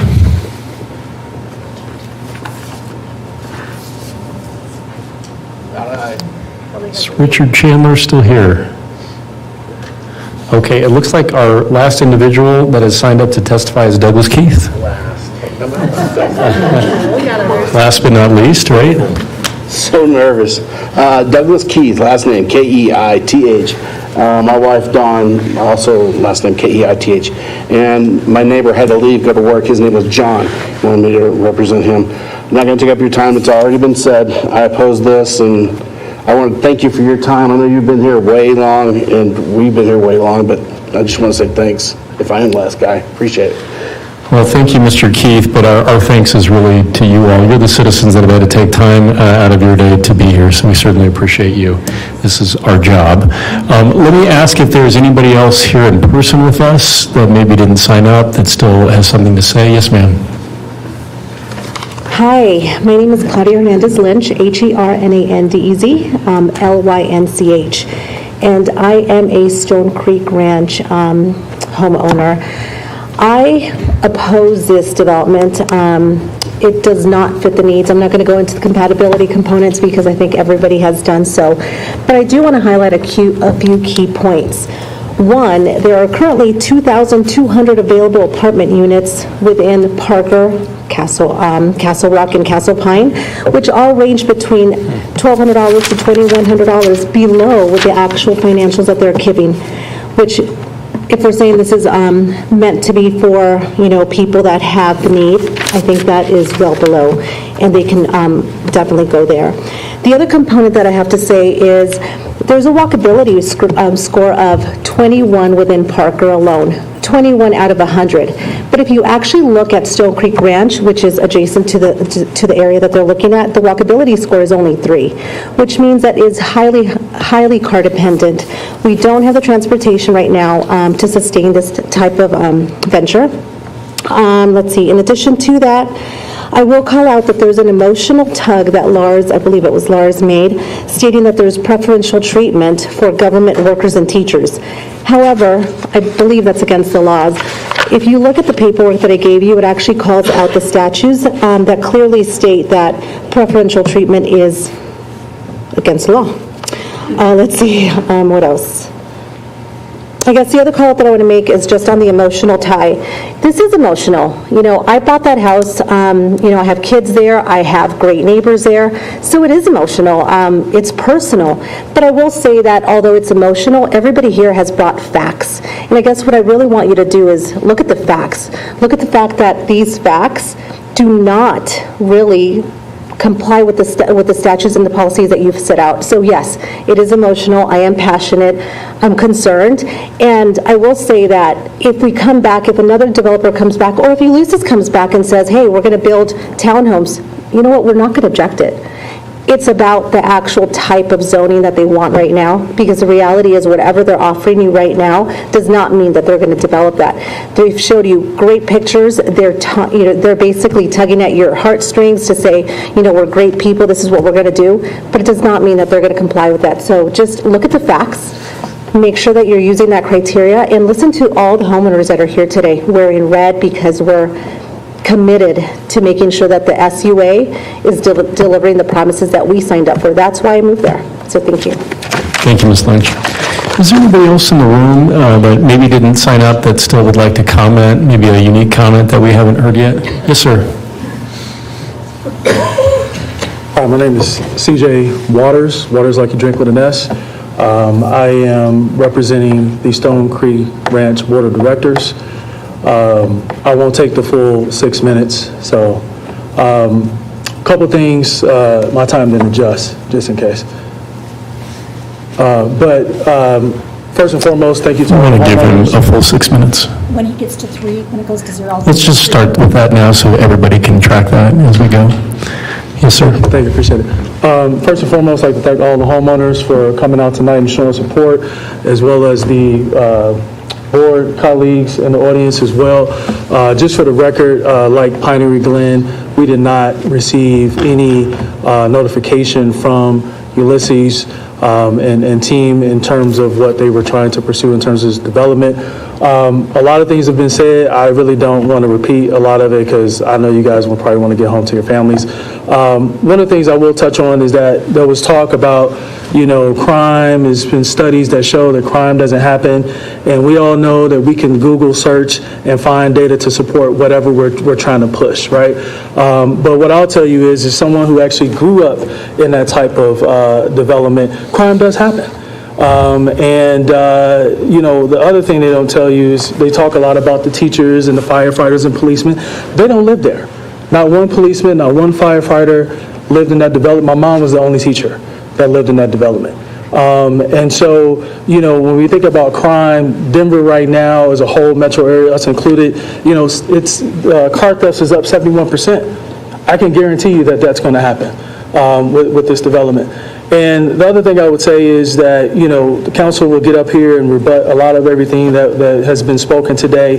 But the reality is that every single time that they have gotten up here to present, they have not presented the facts of 1503-01, 1503-06. They have not shown the facts as to why it should be approved. And they continue to talk around in circles, but they haven't shown the facts. And so with that and everything else that everyone has said, I will implore you to vote against this, and thank you for your time. Thank you, Mr. Wiles, appreciate it. And thank you, Commissioner Thomas, for keeping time for us. Anyone else here in the room that would like to share something here in person? Okay, let me ask Troy if there's anyone online. Troy, do we have any online comment? Yes, sir. Thank you, Commissioner. I do have one online comment. We're down to that. We have Chris Main. So you're unmuted. Go ahead. Hi, Chris Main, M-A-I-N-E, with Stone Creek Ranch. This has been turned down twice by the Planning Committee, and frankly, to continue to push it upon the community that strongly opposes it is pretty disrespectful to all of us, but it shows how much profit they expect to make from it. Purchasing the property prior to the zoning change shows that they have a commitment to say anything to get the new zoning, and who knows where they'll go after getting it. They mentioned unit pricing during the planning meeting, but coincidentally omitted discussing it this time. Point was made during the planning meeting that there were units close to a hospital at market rate, and they were roughly the same price Ulysses estimated they would charge. This proposal is not any more of a benefit to the workforce than any other development, and to say it isn't is disingenuous. They see tax dollars pilfer, and are trying to grab them by pulling at our heartstrings. They said they reached out to the surrounding communities. That is, as everybody has noticed, a flat-out lie. They described nearly 500 parking spots, but the images they present do not appear to show any of those. The parking spots represent a parking lot roughly the size of our nearby King Super Shopping Center. Parking lot. And again, we do not see this on their images. I attribute this to normally not meeting approval standard 150306 if they presented them. If they were already making misrepresentations now, then how can we trust them to go follow through with anything else? I strongly request that this meeting body follow through the recommendation of Planning Committee and reject this zoning request and proposal, and ask them to not bring this back to this or any other committee. I relinquish the rest of my time. Thank you, Mr. Main. Troy, do we have anyone else online? Is that our only online comment? No, I had another hand raised. This will be Amanda Roper. Amanda, you're unmuted. Go ahead. Thank you. My name is Amanda Roper, R-O-P-E-R. I serve on the board for Stone Creek Ranch. I won't need my full 6 minutes. I do just want to share a few pieces of information. I know that we are here for a rezoning meeting, but Ulysses was able to focus on this workforce housing aspect, so I'd like to circle back to that, like many of my fellow neighbors have. When employers sign up and say they're in support of workforce housing, they're doing so as a talent acquisition, working on their talent acquisition process. They're able to say during their offers, when they're in recruitment, that we're just getting, there's new workforce housing around, great opportunity, you can live in this area. It's a way for an employer to not increase their wages. They get to say there's cheaper housing, they don't have to increase the pay. It's a tactic that's used. I actually have worked for 2 of the employers that have supported this workforce housing project and can speak intimately of that process. That's all I'll say. I, of course, am in absolute full agreement with everybody that has spoken. I want to thank them all for taking the time to be there in person. I apologize I could not be there today. And again, just reiterate that I'm absolutely not in support of this project, and I'm hopeful that with the Planning Commission's recommendation, what you're hearing from all of us, that you follow suit and do not approve. Thank you. Thank you, Ms. Roper. Troy, do we have any additional online comment? Thank you, Commissioner. I've just put out the last plea for hand raising before we go back to in person, and I see no other hands raised, sir. Okay, so before I close citizen comment, I'm just going to give one last opportunity for anybody that would like to share anything with us today. Okay, so with that, I'll close citizen comment and give the applicant an opportunity to respond to what we've heard today. Commissioners, if I may, while they take the stand, just for the record, 2 more exhibits were entered into the record. Exhibit 10 is a 5-page document titled Sun Valley Improvement District, and Exhibit 11 is a 2-page document discussing apartment availability on the first page. Thank you, Mr. Pratt. Mr. Conley? Commissioners, if I may, I'm going to suggest maybe we take a 5 or 10 minute break so we can collect our thoughts. Obviously, there's been a lot of public feedback, and what would the board like to do? Okay. I'm hearing from my board that they would like to do a break, so at this time, we'll have a 10-minute recess and reconvene in about 5:45. Thank you very much. Thank you.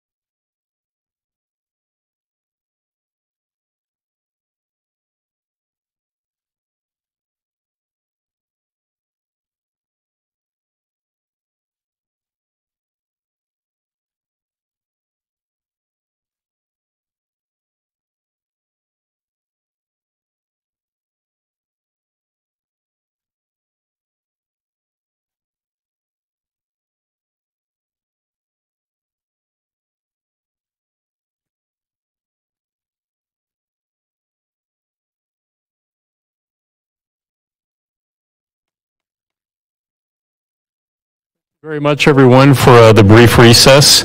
I know it's been a long afternoon and evening, but we're going to reconvene with a response to public comment from the applicant. Mr. Connolly?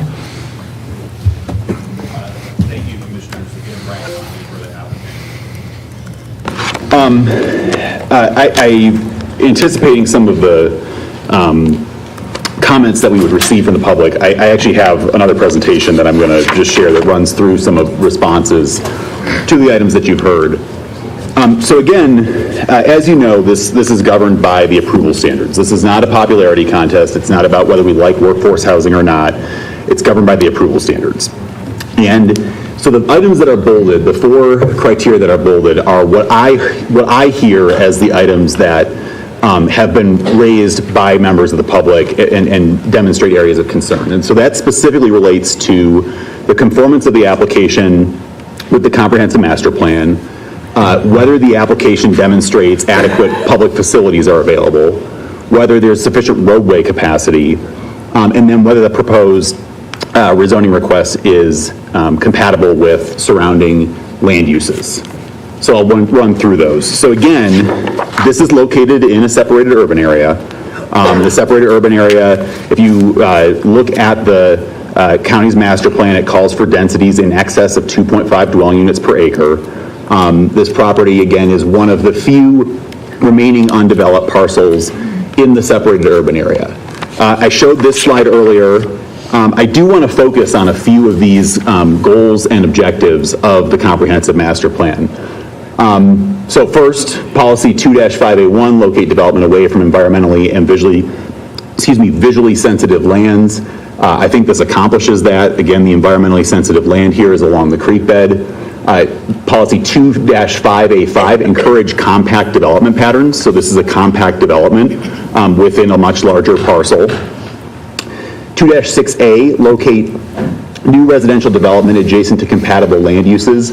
I'll cover that shortly when I get to compatibility. Excuse me. Foster a balanced community and robust economy, goal 2.7. And I would raise the point here and speak directly to you, Commissioner Layden. You made the comment about, we know workforce housing is a need, but the need for workforce housing is not really relevant to the criteria. I would actually respectfully disagree with that. If we look at all of the goals and objectives and policies under goal 2-7, where it talks about fostering a balanced community and robust economy, what we see are goals about encouraging a variety of housing that fits needs. Under that same goal, we talk about supporting the Douglas County Housing Partnership to provide attainable housing for our workforce. So I would actually argue that comments about the need for workforce housing are in fact relevant to the comprehensive master plan criteria. And they in fact, if we look under goal 2.7, and I'm happy to read more of the policies underneath that, many of them speak to the need for more attainable housing to support our workforce. Objective 2.9A, encouraging urban development in areas with existing and planned capacity and services and infrastructure. I'll talk about that momentarily, but I would argue that that is available here. Encouraging new development to be contiguous to existing development. That's happening here. As you saw when I showed the aerial photograph, development has occurred all around this. This is contiguous to existing development. And then supporting development that uses water resources wisely. I'll note in a couple of slides that we have a will serve letter from the Pinery Water and Wastewater District.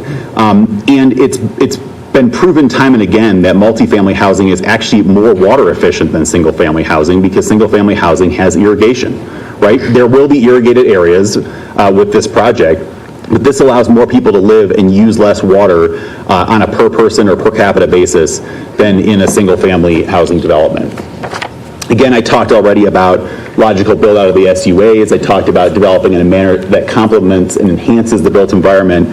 Some members of the public raised one of the policies that talks about sort of complementary density. And Commissioner Layden, this maybe goes to one of the comments that you made to me when I was up here previously. I think, first of all, I think it's important to look at the gross density here rather than the net density of that small planning area on the east side of Pinery Center Boulevard. We usually look at projects in terms of gross density and open space that's provided. Mr. Pasica noted that the net density of that area that would be developed is about 19 dwelling units per acre. When you actually gross it out among the whole property, and again, more of the property could be developed. We've chosen to reserve everything west of Pinery Center Boulevard as open space. But the gross density of this gets down to closer to 6 dwelling units per acre. I realize that's not a single family density, right? But that's a townhome density. Townhomes are usually actually about 10 dwelling units per acre. So when we look at the actual gross density here, there are townhomes in the Pinery SUA, right? So it does become more consistent on a unit per acre basis with other uses in the Pinery SUA. I also think it's important when we look at complementary density, again, that sort of clustering or low impact development, right? This idea that we're creating buffers to separate this from adjacent single family areas. Again, the closest single family unit is 600 feet from this. The next closest is more than 1,000 feet away from this. So again, a highly buffered, clustered, low-impact development approach here. And the other thing that was raised on the comprehensive master plan that I don't have a bullet point for on the slide is a couple of folks from Pinery West raised this point about noise and locating development away from 65 DNL areas. And Parker Road, they're correct, Parker Road is loud, right? And Parker Road does, in fact, generate noise that requires additional mitigation for new development along it. I'm assuming when Pinery West was approved, their PD has that requirement that they plan for and design buildings for noise mitigation. That is in our PD. So there is language in our PD that requires that if and when this project is built, that it must undertake those noise mitigation efforts. And I know the board is familiar with this from areas around Centennial Airport and other major highways. So this is a fairly standard practice throughout the county along major infrastructure. Turning to, the other thing is, I think, again, there was maybe some confusion about this point about compelling public benefit. That was what was required in order to amend the SUA. So that amendment has been done. Planning Commission has approved that.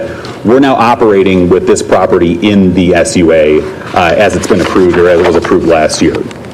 So turning to availability of public services and facilities, I heard a few comments about, is there sufficient water for this? Is there sufficient, are utility providers available to serve this property? Is there sufficient transportation? So I just want to be clear, your packet contains either will serve or no comment letters from a number of different agencies, including Pinery Water and Wastewater District. We will need to include in the district, but they've indicated they have capacity to serve this project.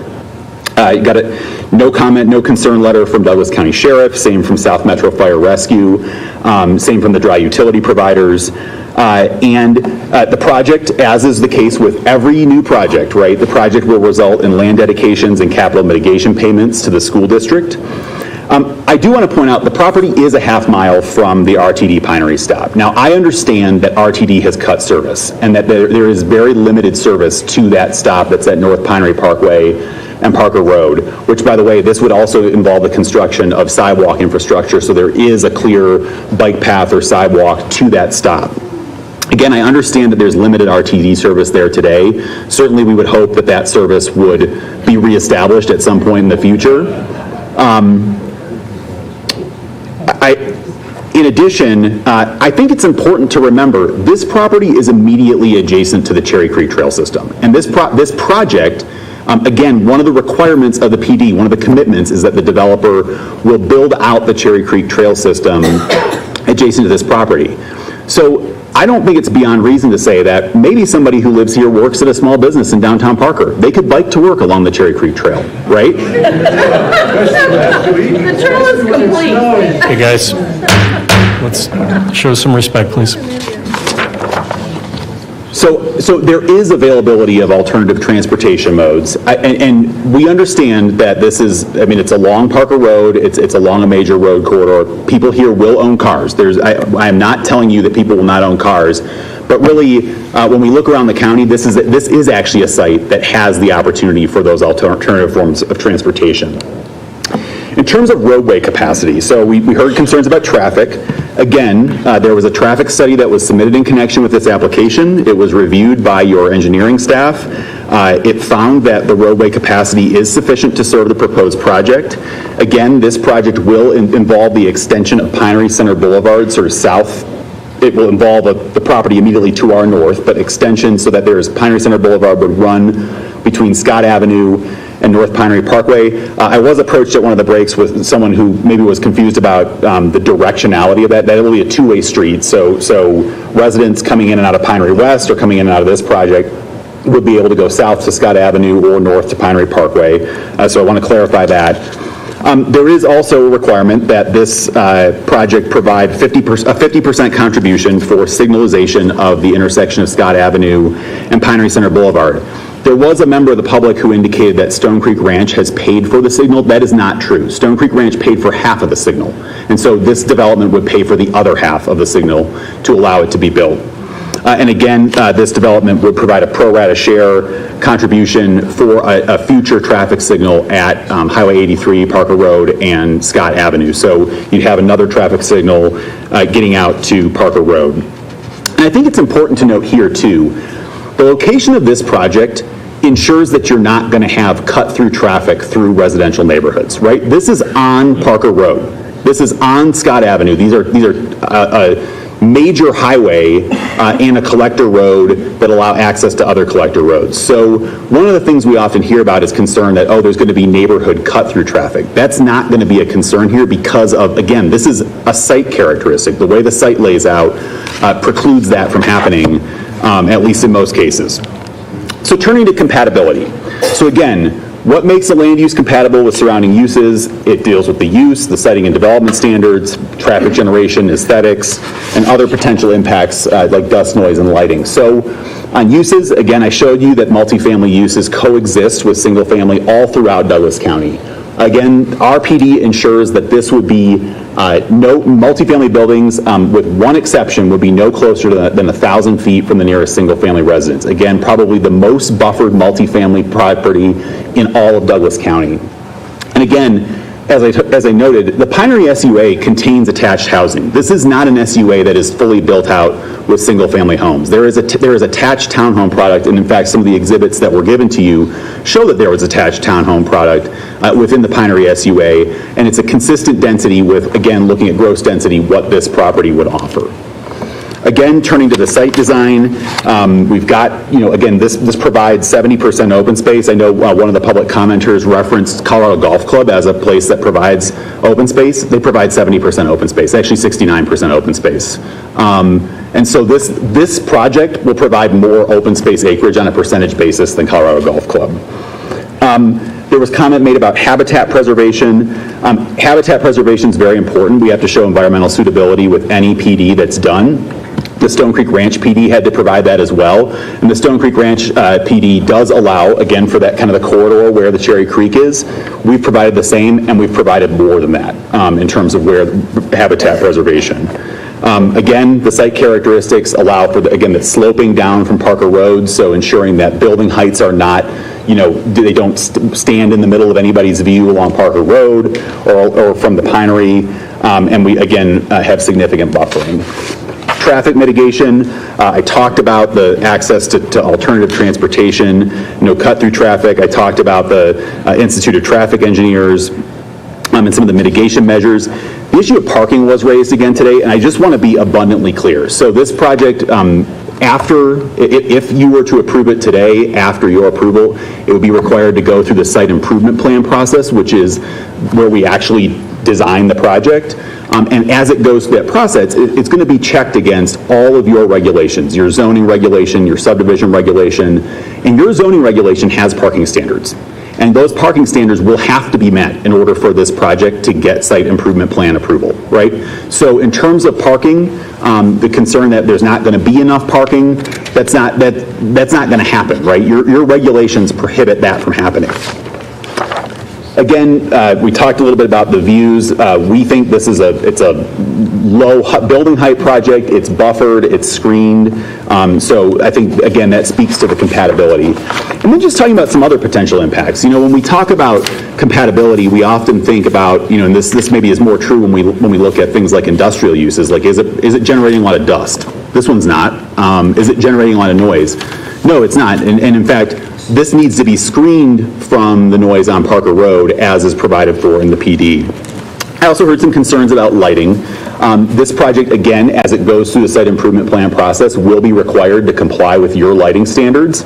It can't go forward if it doesn't comply. That's going to require downcast lighting, shielded lighting. I think some of the photos that were shown of other properties, I actually think the King Soopers is in Parker, so that was not approved under the county's lighting standards.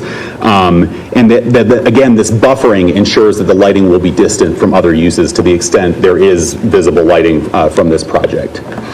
So again, I'll go back to, this is based on the approval standards. It's not a popularity contest. I would like to, again, just remind us that, it is not a subsidized housing project. There is a tax credit that is offered in connection with the creation of workforce housing. Again, highly vetted tenants, concerns about crime and whatnot are avoided through that vetting process. I'll come back to the preference policy. I know that was an issue that was raised, and I would like to address that. Again, we talked about crime, talked about property values. There is not evidence that this results in a reduction in property values or an increase in crime. Talked about traffic, talked about relationship to other single-family uses. So let me talk about the Fair Housing Act question that was raised, because I do think that's an important point that I want to make sure we're clear on. So Colorado's version of, so every state has a version of the Fair Housing Act. There's the Federal Fair Housing Act, and every state has its own version of the Fair Housing Act. And so in Colorado's version, we actually create a protected class for source of income. So it prohibits source of income discrimination. And what that means under the statute is that a landlord cannot discriminate against somebody based on where they get the money to pay their rent, right? So, and what it was primarily intended to do is protect people who rely on grants, whether government or private grants, or people who receive Section 8 vouchers, which is a totally different housing program. That's not an issue here. Totally different housing program. That's intended to protect those folks from discrimination, basically where a landlord might say, I'm not going to rent to you because you received a grant through your church to pay for your housing, or I'm not going to rent to you because you received a government grant to pay for your housing. So source of income discrimination and protections against it are intended to deal with that problem. Now, to be clear, when we say we're going to have a leasing preference for employees in Douglas County, that's not going to say like, oh, you got to be a nurse to live here, or you got to be a teacher to live here. That's going to say you have to be an employee in Douglas County, and you have to earn the income, the range of income that's permitted under the IRS rules for a project like this. So we're not discriminating against anybody's source of income as part of this. So I just want to be abundantly clear about that. So now I'm going to turn it over to Connor to respond to some of the points that were raised about Ulysses Development Group, and then I'll come up and just close out our rebuttal remarks. Thank you, Commissioners. Connor Lahr again from Ulysses Development Group. First item we wanted to address was the quality of construction and the ability to build workforce housing to a high standard. So there are two images on the screen. One is South Range Crossings that's under construction in Shore Ranch, and the other is Copper Step Apartments that has been talked about as well. Both of those were financed with the same financing mechanisms that we're talking about here, would be very comparable in the finish and quality of the buildings we're proposing. It's not just being held to the standards of Douglas County design. CHAFA has standards, our LIHTC investors have standards, our permanent debt has standards, and just frankly, as long-term owners of properties, we have standards too, to ensure that they're built to a high level that is competitive for a very long time. The second item I'd like to address, there were a few comments regarding apartment rating reviews on websites for our properties. And I started my piece of the presentation earlier today talking about a piece of our business where we buy properties that have either not had enough investment or enough quality investment. They need to be rehabilitated, and they need extensions of their land use restrictions to ensure those properties do not go market rate. And so the dates of those reviews were not left on the exhibit you received, but I want to go through each property that was referenced. So Bell Ridge in Pace, Florida, the most recent review that was put in front of you was from November 2021. We bought the property in December 2021. Since then, we've changed management. We've implemented a capital plan. We're working to extend affordability by 35 years. Excuse me. The second, Citrus Glen, the last review that I think was referenced in the materials was from 2015. We bought the property in 2021. We've actually been awarded for a finance award from Florida Housing for a $40,000 per unit, approximately $11 million rehabilitation. And we're going to extend the affordability for 40 years in that instance after we rehab it. Orchard Walk in Decatur, Georgia, I think the most recent review was again from October 2021. In September 2021, we bought it in October this past year. We bought it from an owner who was basically barred from doing business in Georgia because he was not taking care of his properties. We came in, we replaced the management. We're committing over $500,000 in immediate improvements, plus a future resyndication, which means a further extension of affordability for 40 years. And then Kings Point in Sheridan, Colorado. Last review was actually from 2009. We bought it in March 2022 from a family who actually built it. The patriarch of the family had died. The daughter could not continue to operate the projects, so we took them, we bought them, we worked with HUD to extend affordability for 20 years. We also brought in institutional management. So in each of those cases, the comments don't overlap with our ownership and don't reflect the work that we've done since taking ownership to improve those properties for the residents and to protect the affordability. And while I'm up here, I also want to talk a little bit about our public outreach. Excuse me. So prior to the CMP, we reached out to all the surrounding HOAs. We met with Pinery West, we met with Audrey and Paul Thompson and the balance of the board. We met with Pradera. We actually reached out, and we have the receipts, and I personally did a lot of this outreach, to Stone Creek Ranch Metro District. We have the emails. We also reached out consistently, repeatedly to Sonia Iyer from the Pinery HOA, had 2 phone calls, multiple requests for a meeting with the HOA, no response. So after the CMP, when we realized there were some community concerns, we did a number of things. We did all the outreach we had been talking about for the past few hours with businesses, schools, first responders, hospitals, et cetera. We also did very targeted local outreach. We sent out, and again, we have the receipts, 1,500 mailers, postcards that said, there's a project, come meet with us at Ponderosa High School. There's a website. There are email addresses. We have been overly available for discussion and concern. And so again, a lot of that outreach I did personally. And we have the emails, and we have the phone call logs, and we have all of the postcards. So thank you. So, thank you, Connor. Commissioners, I'll just leave you with a concluding thought. I've left the approval standards up on the screen. Again, it's not about whether we like it, it's about whether it meets the standards. So I started our afternoon talking about this question of balance, and part of what kind of comes into play there is the question of if not here, then where, right? We heard some comments about this, and I think we've heard from the community that, you know, some folks acknowledge that we do need it, but they say not here, right? And so when we go back to thinking about balance, I think if we are to serve the stated goals of your comprehensive master plan, right, which is to have mixed housing, to create partnerships with private builders who will build attainable housing, to provide economic development, right, to provide a sufficient amount of housing for our workforce, then I think we need to accept that there is going to be a gradient of housing types. There is going to be a gradient of densities throughout the county. And here we have a property that is located in a separated urban area where the comp plan provides for this kind of development. It provides for this kind of development in a separated urban area. It's located immediately adjacent to one of the county's most significant transportation corridors, Parker Road. The site allows us, through just the site characteristics alone, allow us to develop a low-density project that is low in height, right? It's low in height. It allows us to have significant buffers. It allows us, again, to dedicate 70% of the property as open space. I've done a lot of affordable housing work and workforce housing work. That is unheard of anywhere else, that you would dedicate 70% of property for open space. It also allows us to build trails. It allows us to provide recreational improvements for the county. And so I would posit that if we are to balance all of these interests, right, if we are to create partnerships, if we are to serve the goals and policies of the comprehensive master plan, we have as good of an opportunity to do it here as you're going to find anywhere else in the county. And And so therefore, with that, I would respectfully ask for your support and your approval of this application. I'm happy to answer questions. Thank you, Mr. Connolly. Any questions or comments for the applicant?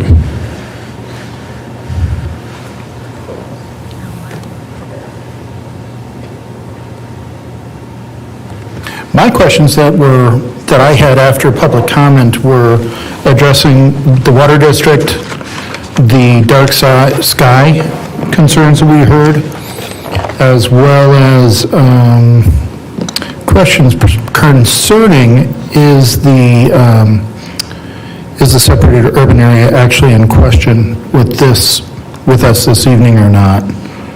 And actually, I think the applicant cleared those up for us, at least for me. Okay, thank you, Commissioner Teal. Commissioner Thomas? Thank you. I too went through all the questions. I mean, I wrote lots of notes and you answered all the questions that I have, so thank you. Mr. Connolly, thank you. You are always very articulate, good at what you do, and I think you've tried to address as best you can most of the citizen comments and the questions that we have had as a board. In reference to policy 215A3, when I read expansion of SUAs, I think I was analogizing to this notion of the rezone, really expanding the internal use, but certainly recognize that this is a separated urban area. What resonates with me are a couple of things. I mean, we did hear from one citizen a reminder that this is not necessarily just an urban area, it is a separated urban area. Heard from another citizen that yes, we need workforce housing, and I wouldn't say that that is completely removed from the discussion today. But when I speak about workforce housing being a traffic solution, it means being close in proximity to an urban corridor that is rich in commercial use and has a lot of employers nearby. This seems to be remarkably far from any significant employer. I recognize the proximity of Parker Road, but it's certainly not, in my mind, I think what's being contemplated by the Comprehensive Master Plan or even the discussions around workforce housing. I'm a huge proponent of economic development, appreciate our home building community, appreciate investors looking to partner with the county to establish workforce housing because it is absolutely necessary. It is the area where we're being dinged the most when we get reviewed for healthiest county nationwide. But I do continue to reflect upon the comments from our Planning Commission. I think that was a very clear comment from our citizens as well. We had a unanimous decision from our Planning Commission, who the three of us appointed. And just to reiterate, this is the last stop. And I know that our citizens have been through a lot of iterations of this same conversation. But the buck does stop here. And I'd be remiss if I wasn't really listening attentively to the comments from our Planning Commission, especially those that have served for so long. And I think many of those objected under 150301, 150303, and 150306. My review of this criteria in light of today's application, though laudable, I think we absolutely need workforce housing in the right place, and I think that's up to the private sector to find that right location. I know it's a question we're all asking ourselves, but I don't see this as being compatible with the surrounding uses. I don't see a substantial enough change in the character of the neighborhood to warrant a rezone. And that's part of it too, honestly, Mr. Connolly, is it's a combination of you're asking for a rezone and workforce housing, and I realize they're separate issues, but it's tough enough to locate workforce housing even when the zoning allows it. And today, the rezone is going from A1 in a community where people relied, and they might say to their detriment, on representations that our comprehensive master plan would stay what it is, our zoning would stay what it is. And it's pretty obvious that for our citizens, this is just simply not compatible. So at this point, I will be a no. I'm curious to hear where my colleagues are at. But again, I really feel like the voice of our citizens has been clear. So thank you for that opportunity. You know, when I heard that the Planning Commission had voted 8-0 against this, I spent a lot of time going through all the packet and all the information. And when I started at the very first one, 1503.01, whether the application is in compliance with the requirements of this resolution and the Douglas County Comprehensive Master Plan. So what seemed to me to be the biggest hurdle were single-family homes and then this project being proposed. So as I read through the information in the packet, it says, the property is located within the Pinery SUA as identified in Section 2 of the 2040 Comprehensive Master Plan. Goals, objectives, and policies within Section 2 reflect the diversity of the Comprehensive Master Plan. It goes on to say that Policy 2-6D.5 encourages a mix of residential densities and a diversity of housing types, sizes, and price range. And Policy 2.7A.1 encourages a variety of housing that fits different lifestyles and needs. And I printed off all these things and I've got them all highlighted because I thought, these are policies in our comprehensive master plan that when I'm reading this seem to support this project. It goes on to talk about Goal 6-2, Objective 6-2B, Policy 6-2B.2, and Point 3, and Policy 6-2C.1. The rezoning is consistent with the policies of the Comprehensive Master Plan and the Pinery SUA. So that took care of 01 for me. So when we talk about the zoning, when it was last zoned, there's so many up there. Okay, point 03, whether there has been a substantial change in the character of the neighborhood since the land was last zoned. So it was last zoned in 1955. Is that correct, Mike Pasica? That is correct. 1955. I wasn't even born yet. We saw some pictures up there of the changes that have happened, I believe, since 2010. So there has been a significant amount of change in the neighborhood. And so that seems to take care of that 03 for me. There are public facilities and services available. Whether the roadway capacity is necessary can maintain this additional traffic. So in the packet, 341 and 343 talk about currently the level of service for 83 and Scott Avenue is a D.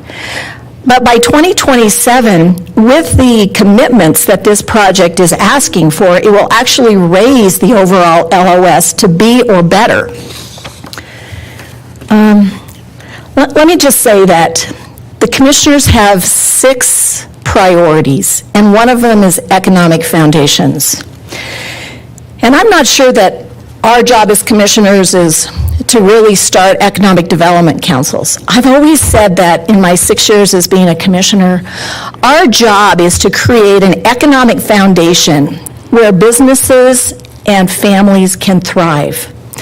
And I've heard over and over throughout all the meetings I've gone through that if a community is not growing, it is dying. And workforce housing is something that we hear every time when we go to a business to do a business retention visit. We hear over and over, we have to hire employees from Thornton, so they are driving down here to Compark because we can't house them here. I think that this is a project that the private sector is bringing to us. This isn't a government project. This is the private sector. We heard Artie from our Douglas County Housing Partnership say they've looked at this property before. They have been trying to find a housing solution along Parker Road. And he said this is it. He's worked with Ulysses. He's working with them now. We heard Frank Gray from Castle Rock say they're working with Ulysses. This is a good project. And so I'm interested to see what Commissioner Teal has to say, but I do believe that it meets the criteria. Yeah, actually, Commissioner Thomas, I substantially agree with you. I mean, the issue that you run into with a separate urban area means you're making a commitment to be in an urban area, to have all the diversity that a normal urban area has. I'll tell you, there are none of us looking to have all the diversity that Denver has. But in terms of what constitutes an urban area here in Douglas County, Parker, Castle Rock, Castle Pines, Lone Tree, Highlands Ranch, there's arguments to be made, even the very small separate areas of Sedalia and Leviers, that is what the planning makes the commitment for. So I personally consider this to be in compliance with that separate urban area. I don't see a violation there. I see it being in compliance. One thing I do want to, actually before I go on, I do want us to have a discussion though, because right now this is a two-conditioned approval.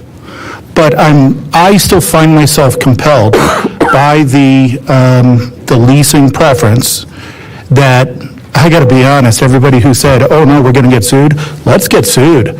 I'm willing to test it, but based on the leasing compliance that the applicant is committed to, I'm willing to go with that, because that is one of the things that, I want to share something with you guys, and I know we know this, but I just want to remind you guys.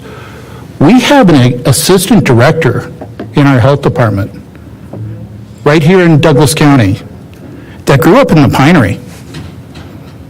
She grew up in the Pinery. She went to Ponderosa High School.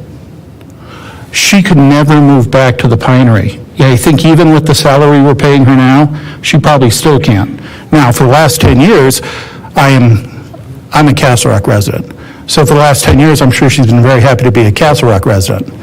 But the bottom line is, this development is not just, I realize the concerns everybody has about who may move into these areas. You know who's going to move into this area the day it gets built? Might be my daughter, who's getting a job with the state. And, hey, whoa, hang on a second, guys. You had your shot. Here's the bottom line with my daughter. She's got 2 master's degrees. We heard from another one of the members of the public. You listen, might be my son, the Eagle Scout, the one who has an IB high school diploma. That's who these developments are planned for. So I'd like to take a second and have a discussion with the applicant about actually adding the lease preference for Douglas County employees on as a third condition, if we may, Chair. Sure. Commissioner, what I would suggest, rather than drafting the exact PD language on the fly here at our hearing, I would suggest a condition of approval that says that the applicant shall work with staff to incorporate a leasing preference into the plan development, but prior to recordation. So do we have a commitment from the applicant that yes, that language can be integrated in as a third condition? Does staff feel confident that we can capture that?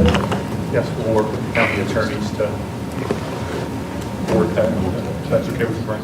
So before I go too much further with my comments, I wonder, is that acceptable to my colleagues as a third condition? We've already heard from the applicant. So that is acceptable to me, and if I could just add that I had passed a note to the county attorney. I had met with the school district last week, trying to understand workforce housing for them better, and they told me that there's a recent decision that teachers are a protected class that can also be considered. So I'd like us to research that the school district told me about. So I agree with what you're doing, Commissioner Teal. And again, to put any legal concern to rest, I know county attorney is listening. The city and county of Denver actually has adopted a citywide preference policy for all of its workforce and affordable housing projects. So there is precedent in Colorado for local jurisdictions doing that, and certainly I think that would be a legally valid thing to do here. Okay, so if I may, Chair, would you like to? Well, I'll just ring in on that. I mean, I support workforce housing. That's not a question in my mind. I know we need it in this county. and especially for particularly, sensitive workers, teachers, first responders, veterans. So I support the notion overall. Where I'm struggling is the location. So I want Commissioner Teal to get through his line of reasoning, but then I have a couple of follow-up questions. Well, actually, I'm kind of happy to talk about that line of reasoning at this moment. I mean, we talked about it's a half a mile away from an RTD stop. You guys have heard plenty from me in terms of my concerns with RTD service here in the county, particularly on this line. Well, at the same token, that would already meet, for RTD, that meets the close commute goal, because it's less than a mile, being a half a mile. Well, hang on, guys. You guys had your chance. But the bottom line is that it's a half a mile on a planned stop. But isn't it even closer to Ponderosa High School?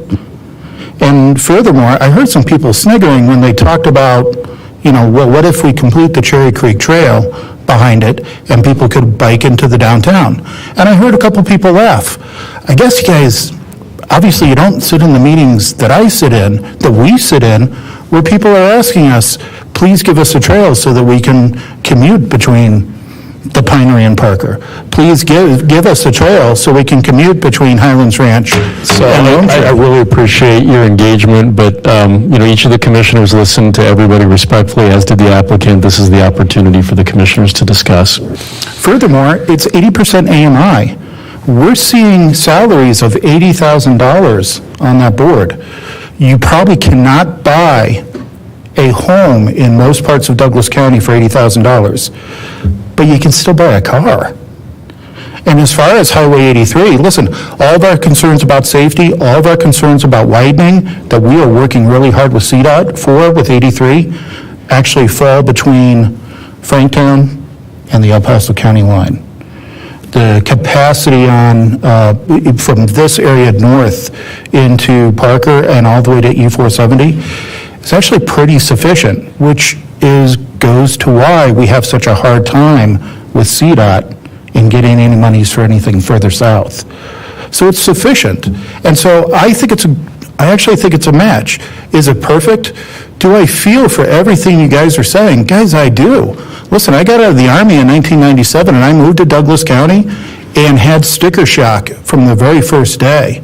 This has not been an easy place to make the journey that a lot of you have made from struggling to be in your first home to where you are now. I lived it. I've been there.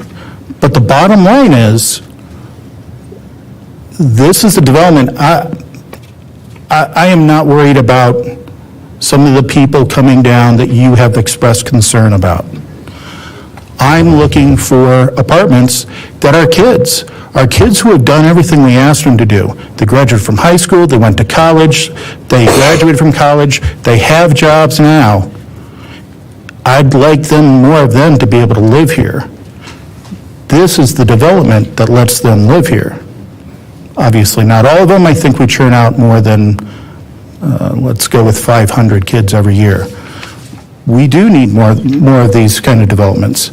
I do agree with, again, Commissioner Thomas in her analysis, and I appreciate her for that detailed analysis that she rolled out. And so I'm in favor of the application this time, but of course, I am open to more discussion from my colleagues. Well, I think this is valuable discussion, and I appreciate that the citizens that showed up tonight were not duplicative. They were largely respectful, professional, factual, and did stick to the approval criteria. And I would again just direct our board to a couple of exhibits that we received. Again, we don't want to discriminate against anyone. I think workforce housing is absolutely critical, but it is whether it belongs in this area. And I'm looking at this exhibit, and you'll have to forgive me, Attorney Pratt, the number for this one.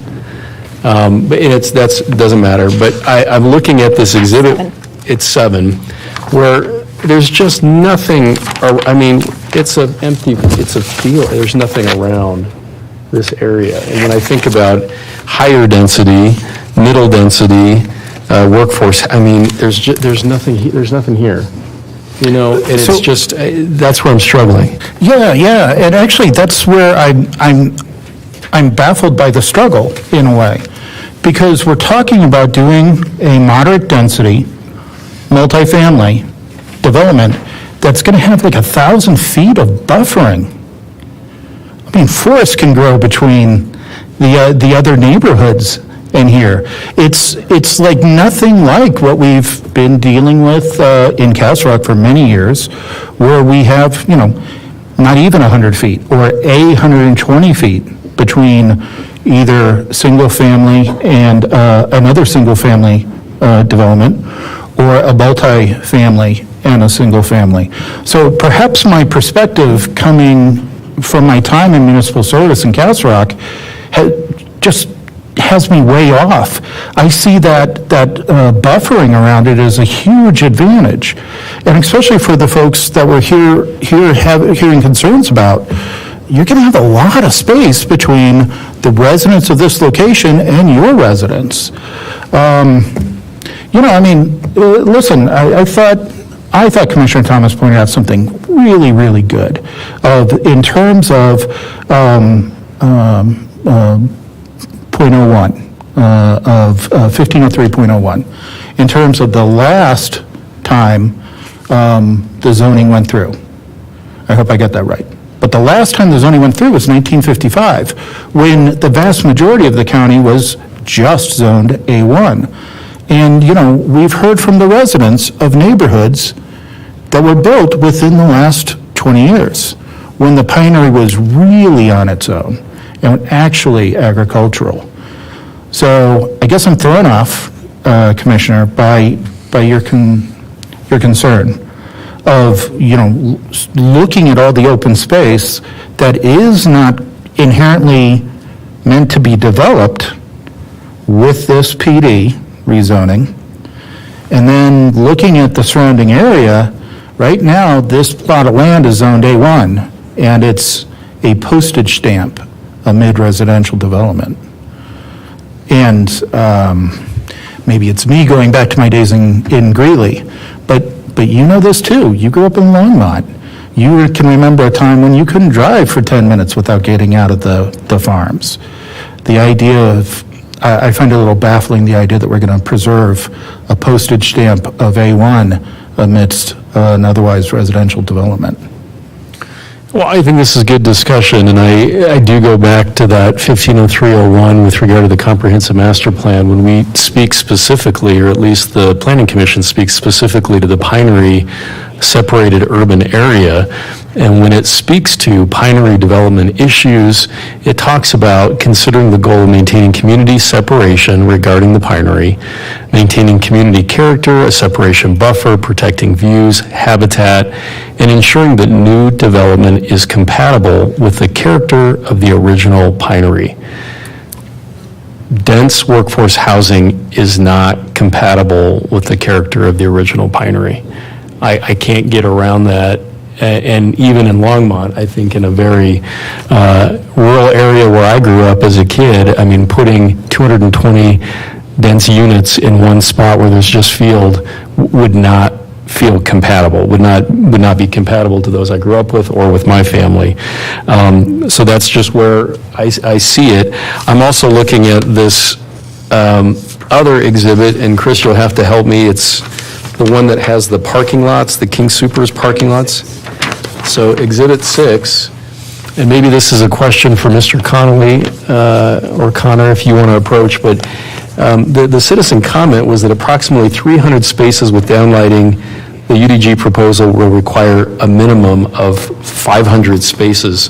So is it unlikely from your view that we're not going to end up with this type of parking lot?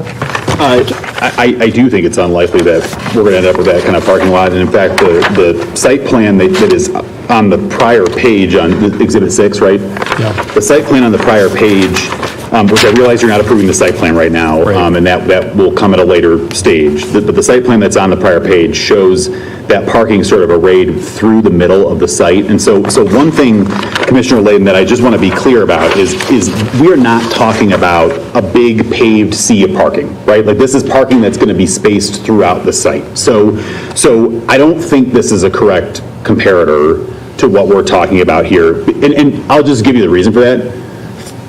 It's a housing development, right? Nobody's going to park in the back of 500 spaces of King Supers to walk to their apartment, right? Nobody's going to lease those units if we did that. The other thing I'll point out, so again, this King Supers is in Parker, so this was developed under Parker standards. It was also developed under old Parker development standards, right? So this image that I think you're looking at, this aerial image, right? This could not be developed today because I do enough work in Parker to know this, even Parker's development standards wouldn't allow that space to just be paved over without any green space in between it, right? Nor would your standards allow that. Again, on the lighting, we could pull up your lighting standards and have a look at them, but the county maintains lighting standards that, again, require that shielding downcast lighting. And again, I would posit that just as a matter of kind of practice, right? Connor and Ulysses Development Group are not going to build a parking lot that is lit up like a Christmas tree because nobody would live there if they couldn't sleep at night because of the lighting, right? That's not going to happen. So I think those concerns, I think your code addresses those concerns, and I am here telling you, and your staff will tell you, and your attorney will tell you, we have to comply with your code. And so I think those are going to be dealt with. If I may, you raised a couple of points in your earlier comments that I might just respond to. So first, you mentioned that this is distant from employment. So I understand that, it's not located next to a major employer, right? What it does allow, though, is actually relatively equidistant commutes between Parker and Castle Rock, which are your two main areas of higher employment. It's close to Ponderosa High School. It's close to some of those public service organizations or whatever that might be kind of down in that part of the county. But it offers kind of that equidistance between Parker and Castle Rock. And I would say, again, to Commissioner Teal's point, having the ability to bike to downtown Parker, right? It's 4 miles, 5 miles, something like that. It's a pretty easy bike ride for somebody who bikes to work, right? And then, kind of talking about other employers, you have a lot of major employers along Parker Road, right? Somebody's going to be able, if they're going to drive to work, they're going to be able to drive out of the site onto Scott Avenue, not cut through a neighborhood, and onto Parker Road and go to those employers like Centura Health or like employers in downtown Parker. So I would argue that this site, set aside the fact that, Connor and his team, trust me, we've looked at a lot of sites together and looked at where land might be available for something like this, and there's not much, right? It isn't available. And that brings up another point. You raised the point that you said, well, this is what makes this tough is that it's workforce housing and it's a rezoning. I don't think there's another site in unincorporated Douglas County that's zoned for this use, and I would be surprised if there is one in Parker or Castle Rock, because they would have been taken up at this point.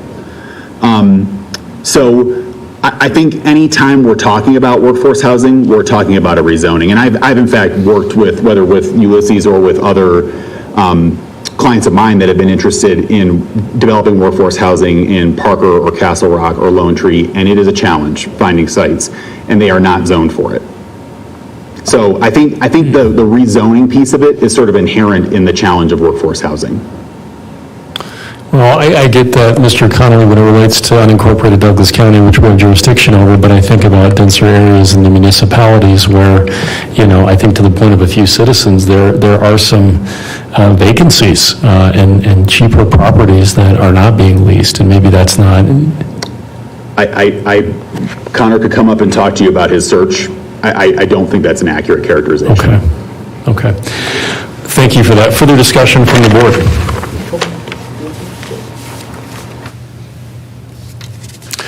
Mr. Connor, let me confirm that you were okay with all three, well, I guess the first two conditions as presented. We do accept the first two conditions as presented, and I don't know if staff jotted down what I said earlier or if the county attorney did. I did jot it down. I think that it is still covered under condition number 2, which states that they will adhere to all of the commitments that they made here at the meeting today. But I did, for our sake, for staff's sake, write that down so that we can incorporate that as the project moves forward. I have written down the approval criteria will include leasing preference incorporated into this project prior to the recordation. Mr. Pratt, I would just maybe correct not the approval criteria, but the statement of commitments. Statement of commitments. Yeah. Sorry. Okay. And let me just ask the board, and maybe specifically Commissioner Teal, is that sufficient to incorporate it into the two conditions, or would you want to see that as a separate condition? I'll ask the full board. Actually, no, I think I'm okay. I mean, getting our legal interpretation from the county attorney, I'm okay with the two, and then proceeding with making sure that's incorporated prior to recordation. That fits, that scratches the itch for me. Okay. I'm seeing a nodding. Anything else, Commissioner Thomas? Okay. Thank you. And so we have approval of the two conditions from the applicant. Any further discussion and/or motion? Well, if it pleases the board, I do have a motion to approve Scott Avenue Plan Development rezoning because it does meet all the approval criteria with two conditions as presented. Project file is ZR 2022-027. Second. So there's a first and second on the floor. Is there any further discussion? You know, my only additional comment is that, again, I support workforce housing, support economic development, support our home building community and the enterprise risk to take on these tough projects. Just don't feel like this is quite the right location, but I certainly respect the views of my colleagues. Any further discussion? Seeing none, all those in favor signal by saying aye. Aye. Any opposed? Aye. And that passes 2-1. Thank you very much. We are adjourned.